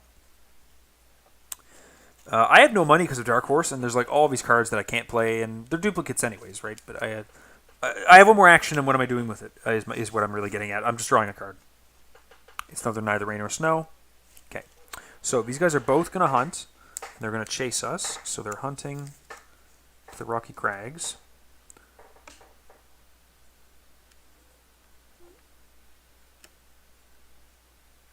Yep. And then we ready up. Then she's going to draw a card, which is a deduction, which she does not have a copy of. 1, 2, 3, 4, 5, 6, 7, 8, 9, 10, 11, 12. So we need to get rid of 2 cards. We're going to get rid of the Crack the Case. We're going to get rid of the other Lab Assistant. That's 10. I like the Dream Eaters too. I think it has really solid scenarios and a unique theme. What are your thoughts on Innsmouth? I like Innsmouth. I think it's fine. To me, it's kind of the same as TCU, where like narratively, it's just okay, but mechanically, I really like it. It's challenging though. I've struggled with it. I know a lot of people said the finale is kind of easy, but I've struggled with the campaign. I struggled with the first like 3 scenarios, getting enough XP so that I can actually complete the 4th one. I should say, I struggle with that transition. I struggle with the XP expenditure stuff. I just find it makes some scenarios... especially where I play solo and two-player and two-handed. I find there's a lot of movement required of you that, because of the vehicles in Devil Reef in particular, you can't really tech. There's only so much tech you can do. But I do think now, though, there's that Seeker Synergy card that just like moves you to a revealed location, and that might be good tech for that. It's only 1 XP, and if you have an off class, you can probably be reasonable with that.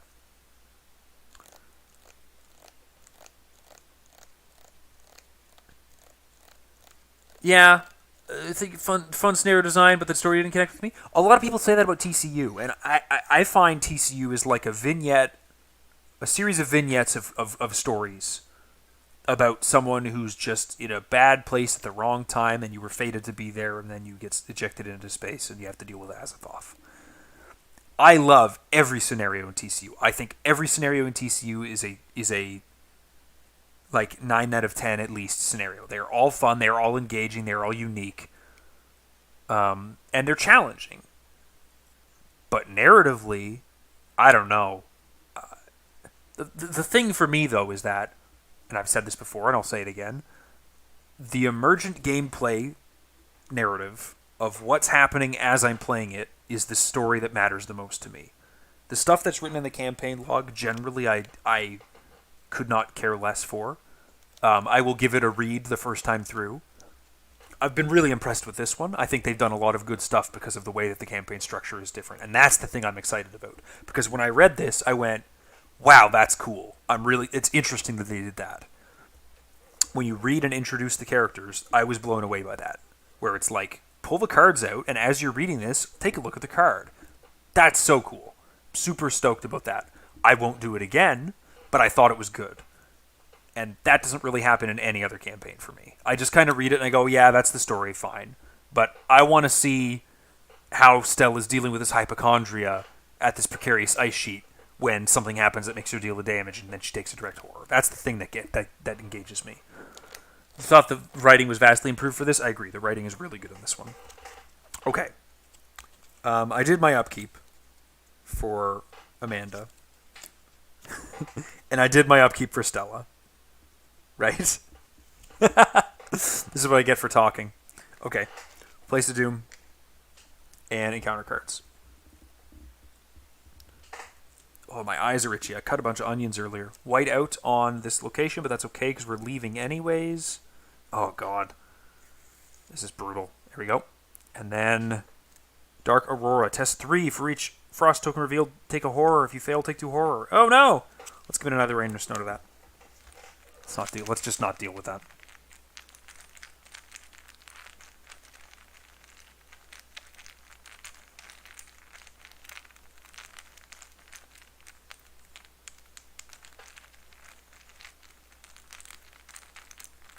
So testing like 4 against 3, -2. Sorry, 7 against 3. It's okay.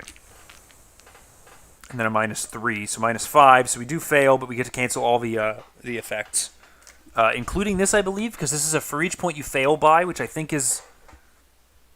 I'm pretty sure that that's. I feel like that's a step 7 thing that this cancels. Okay. For each point you fail by is not if you fail for each point you fail by, is it? Or is it after you fail for each point you fail by? Right? That's the question. So it's either step 6 or 7. I feel like it's intended to be step 7, but I'll discard a card assuming it was intended to be step 6, because Grim Rule. Okay. And then I don't take any horror because of neither rain nor snow triggering and canceling the rest of it.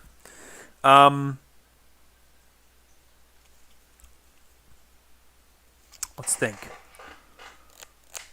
I could... No, Stella can't just walk back. The thing is, so they're one location away from this, they're one location away from us. If we move here, they'll be 2 locations away this way, right? And so they won't hunt this way towards us, they'll hunt right back onto the barrier camp. And I really want to get that last supply that's there. This is supposed to be discarded. Come on. I wouldn't mind getting that last supply that's there, right? But Stella does, or sorry, Amanda does have her Vicious Blow 2 in hand, and she does have her knife, so maybe it's not that big of a deal if we just get in there and have them hunt in on us.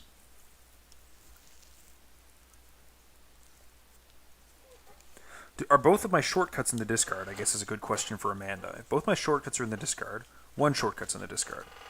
She also needs to do her start of investigation phase thing. Obscure studies. Let's just put a medical student under her. I don't think I have any practice cards left. Let's get rid of this. Practice makes perfect. The thing I'm thinking is I play the knife and I just like move, and then I can shortcut in and just like wallop them after Stella comes in. Yeah, I'm happy with that.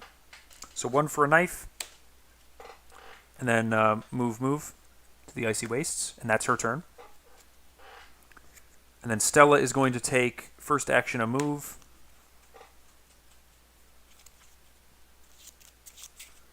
And then attempt her track shoes, which I currently have exhausted, which actually isn't exhausted. But she's 6 against 4.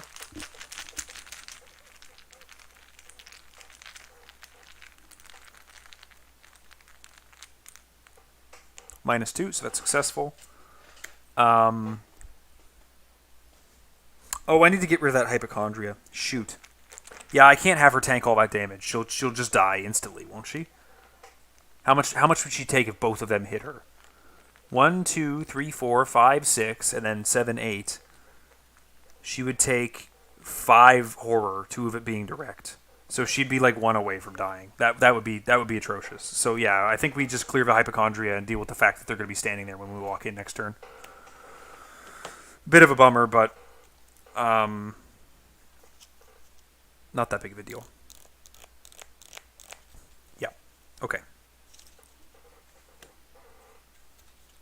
Upkeep for Amanda, which is an Overpower, which we just got rid of, so no Dream Enhancing Serum. And a resource. And then Stella. Oh, yeah, right. These guys aren't back, just like I said. Oh, fellas. You're killing me. There we go. And then an upkeep for Stella gets her to take hearts. How many cards is this? 5 and 4, so I gotta get rid of one. Well, let's get rid of the look what I found, because we're not getting any more clues. Actually, if it's decent icons, we'll get rid of the old keyring. We can commit that to one of Amanda's tests if she needs to get clues for whatever reason. We ready up. That's done. Okay, Doom fires, which advances this act, getting my Day of Reckoning into my discard, right where I want it to be. This place is not what it seems. You feel as though you have trespassed somewhere ancient and terrible, and now its wrath is erupting all around you. The lead investigator must decide. Choose one. Add 1 frost token to the chaos bag, or in player order, each investigator shuffles the top 2 cards of the Tekelele deck into their deck. Each investigator who cannot takes 1 damage and 1 horror. Let's do the Tekelele cards. They're pretty mild. And I quite like them. I'm really impressed with the design of the Tekelele deck.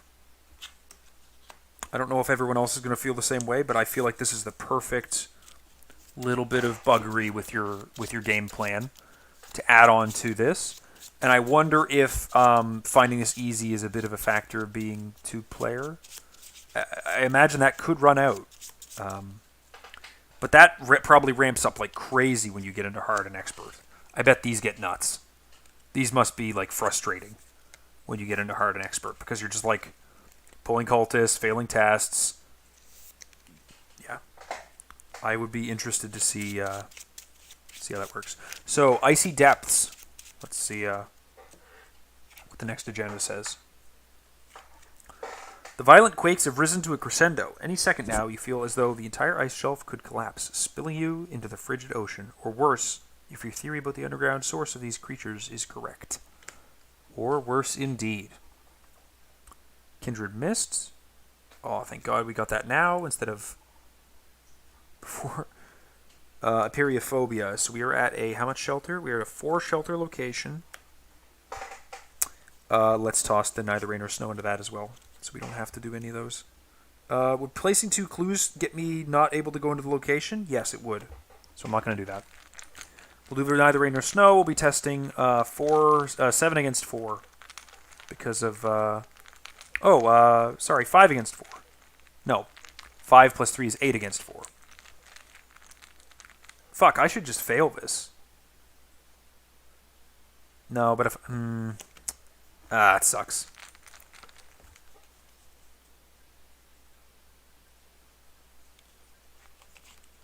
I could go like 1 up and have Granny instead. I want to get an extra action instead. Okay, and if I actually have quite a lot of horror. It's annoying, but not over the top difficult. Yeah, it's exactly it. It's like the minor amount of annoyance. So yeah, we're gonna commit the rabbit's foot instead. So we'll be at 3, 4, 5, 6 against 3. Against 4, excuse me. 6 against 4 with Granny's thing. And hopefully we don't fail. I would like to fail, but only by a little bit. That's what I'm aiming for. Elder Sign. I can auto-fail it. Heal 1 and 1 and then take 4 horror.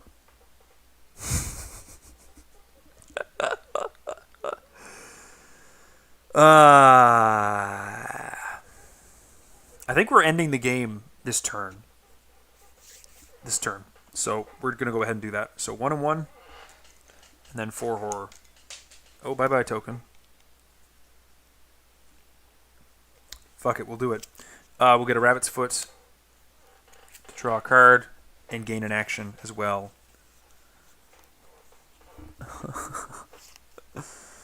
Oh, what are the odds on that, right? Okay. So, Amanda's turn. Tekelili, take a horror, and then place this on the bottom of the Tekelili deck. And then she has to lose this practice makes perfect, but she gets to put a vicious blow level 2 underneath her.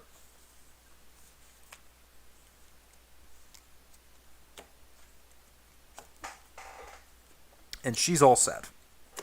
So we're going to go with Stella first. Stella is going to walk into the location, spending 8 clues. 1, 2, 3, 4, 5, 6, 7, 8, leaving 1 on herself to reveal the barrier camp. 4 shroud, 6 clues.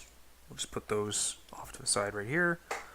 Parlay, test 4 willpower to convince some of the other explorers here to give you something useful. If you succeed in the supplies recovered section of the campaign log, record dynamite. Max 1 success per campaign. Shelter 7. Okay, so there's dynamite here. We're not going to be using our track shoes, I don't think, because we already did fail, so we have 3 actions remaining. Do you play with the taboo list? Yes, I do play with taboo. So I think I'm just going to evade both of them and then try to do the parlay. Well, I'll evade the Seeping Nightmare first, and then I'll try to do the parlay, and then I'll evade him if I can. Or I'll kill him with a meat cleaver. Yeah, that's fine. So I'll evade the Seeping Nightmare. I'll commit a waylay to that. So I'm going to be 4, 5, 6, 7, 8 against 3. Second action, 8 against 3. -1.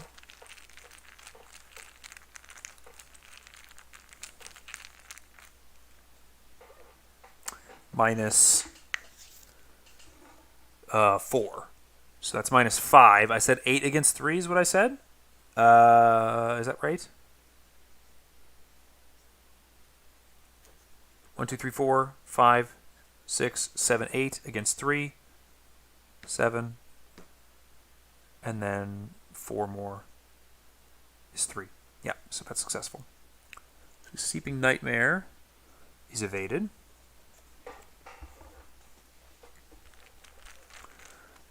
And then I will attempt the parlay test, and I'll commit the neither rain nor snow to that. So we'll be 5, 6, 7, 8 against 3 difficulty.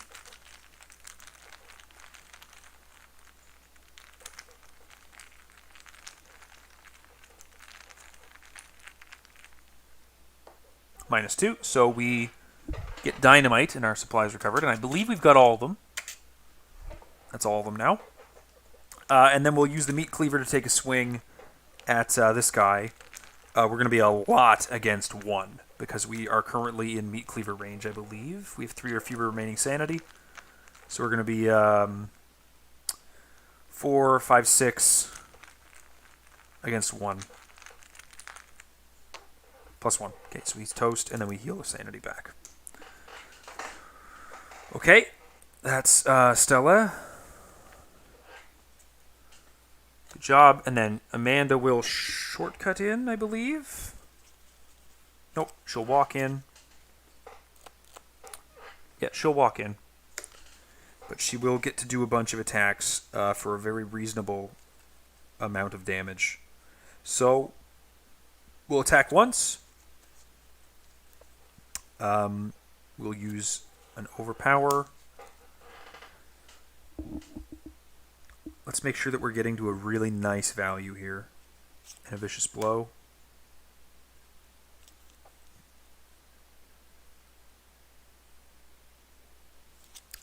One, 2, 3, 4, 5, 6, 7, 8, 9 against 3.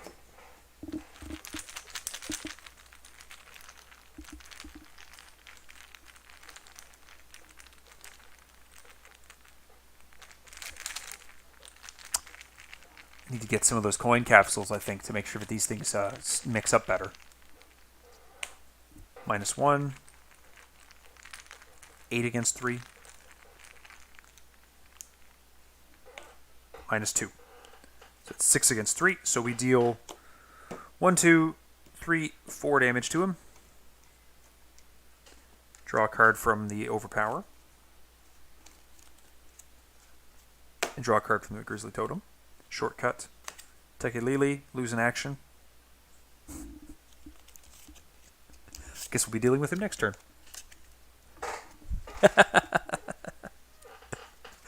The classic. Alright. That's the end of the turn. That is what it is. Ready up.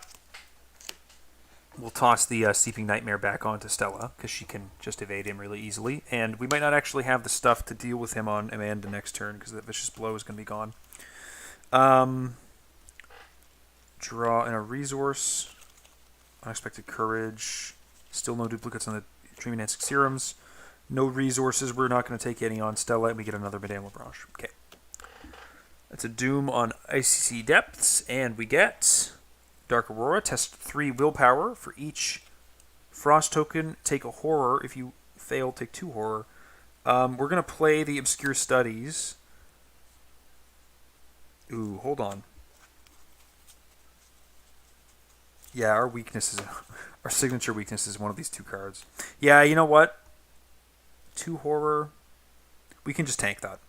That's not that big of a deal. So we're testing 2 against 3.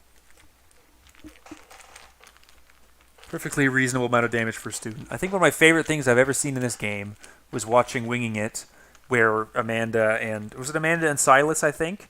And Amanda used her Vicious Blows and a Brute Force from Silas to punch the winged one for 1 hit. Oh, these are gone. that was great. I loved that. -1. Okay, so that's a horror onto the lab assistant. And -2, so that's 2 horror. You know what? We're going to 1, 2. We'll put it on us just in case.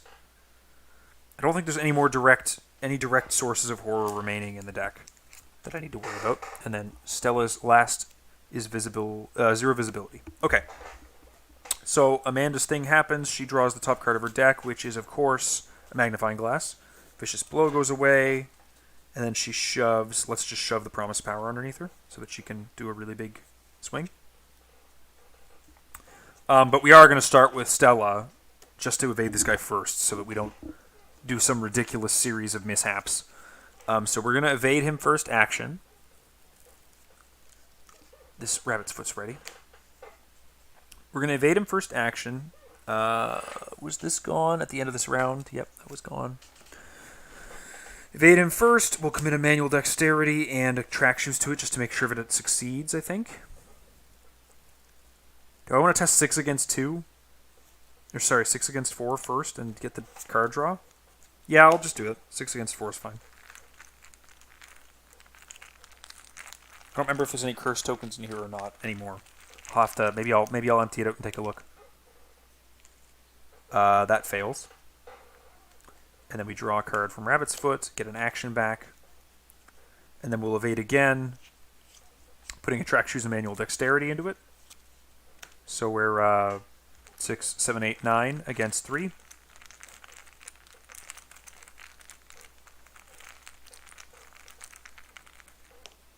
-2, so he's evaded.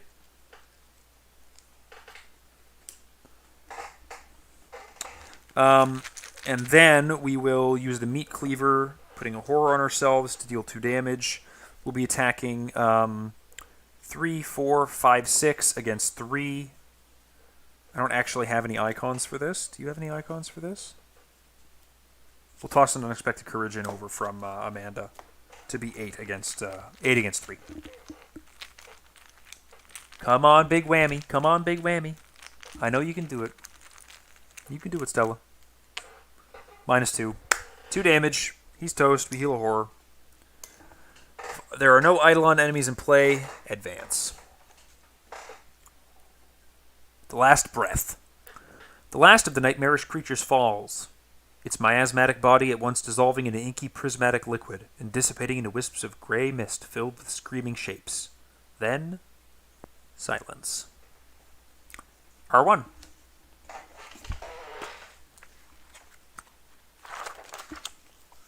Woohoo! I'm on the wrong page because I was doing the map reference. There we go. R1. Try that again. In cruel, bitter silence, you and your remaining companions trudge onwards. The sun drifts to the horizon but never sets. You have seen no sign of danger for hours, yet you dare not tarry. Dread compels you on. Only when you are too tired to walk any longer do you finally stop to get your bearings and decide how to proceed. After all, is this even a research expedition any longer? In your campaign log, record the team defeated the hunting creatures.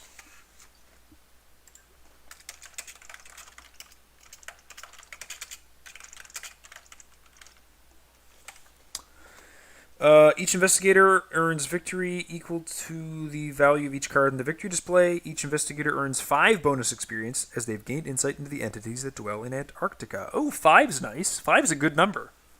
I like 5, especially since there's no actual VP in the scenario. So that means for the first 2 scenarios you can come out, or I guess for the first 3, the set of 3 scenarios, you can come out with 1 from the first scenario, 8 from amongst the first and second, and then 5 from this. So that's 14. That's pretty good. 14's pretty good for like 1 scenario, kind of, in a way. It's a lot of gameplay to only have 14 scenario afterwards, though. In the expedition team section of the campaign log, recorded the amount of damage and horror on each partner asset in play. So you kind of talked about this earlier, Ben. I've been really surprised that like there's a lot less damage being dealt out than I expected, because these guys have huge health pools. Is the hard side of this just dealing damage for free or something? Nope. Oh man, that cultist though. For each point you fail by, shuffle the top card of the Tekilili deck into your deck without looking at it. For each card you cannot shuffle, take a horror. Okay. Yeah. So you're definitely taking more from that. But the one thing that I haven't mentioned, most importantly, at the end of this says, clean up the game. You will not return to this scenario for the remainder of the campaign. Okay. Proceed to Interlude 1, Restful Night. So we don't actually stop reading. We do the interlude of Restful Night. Oh my god, there's a lot of reading.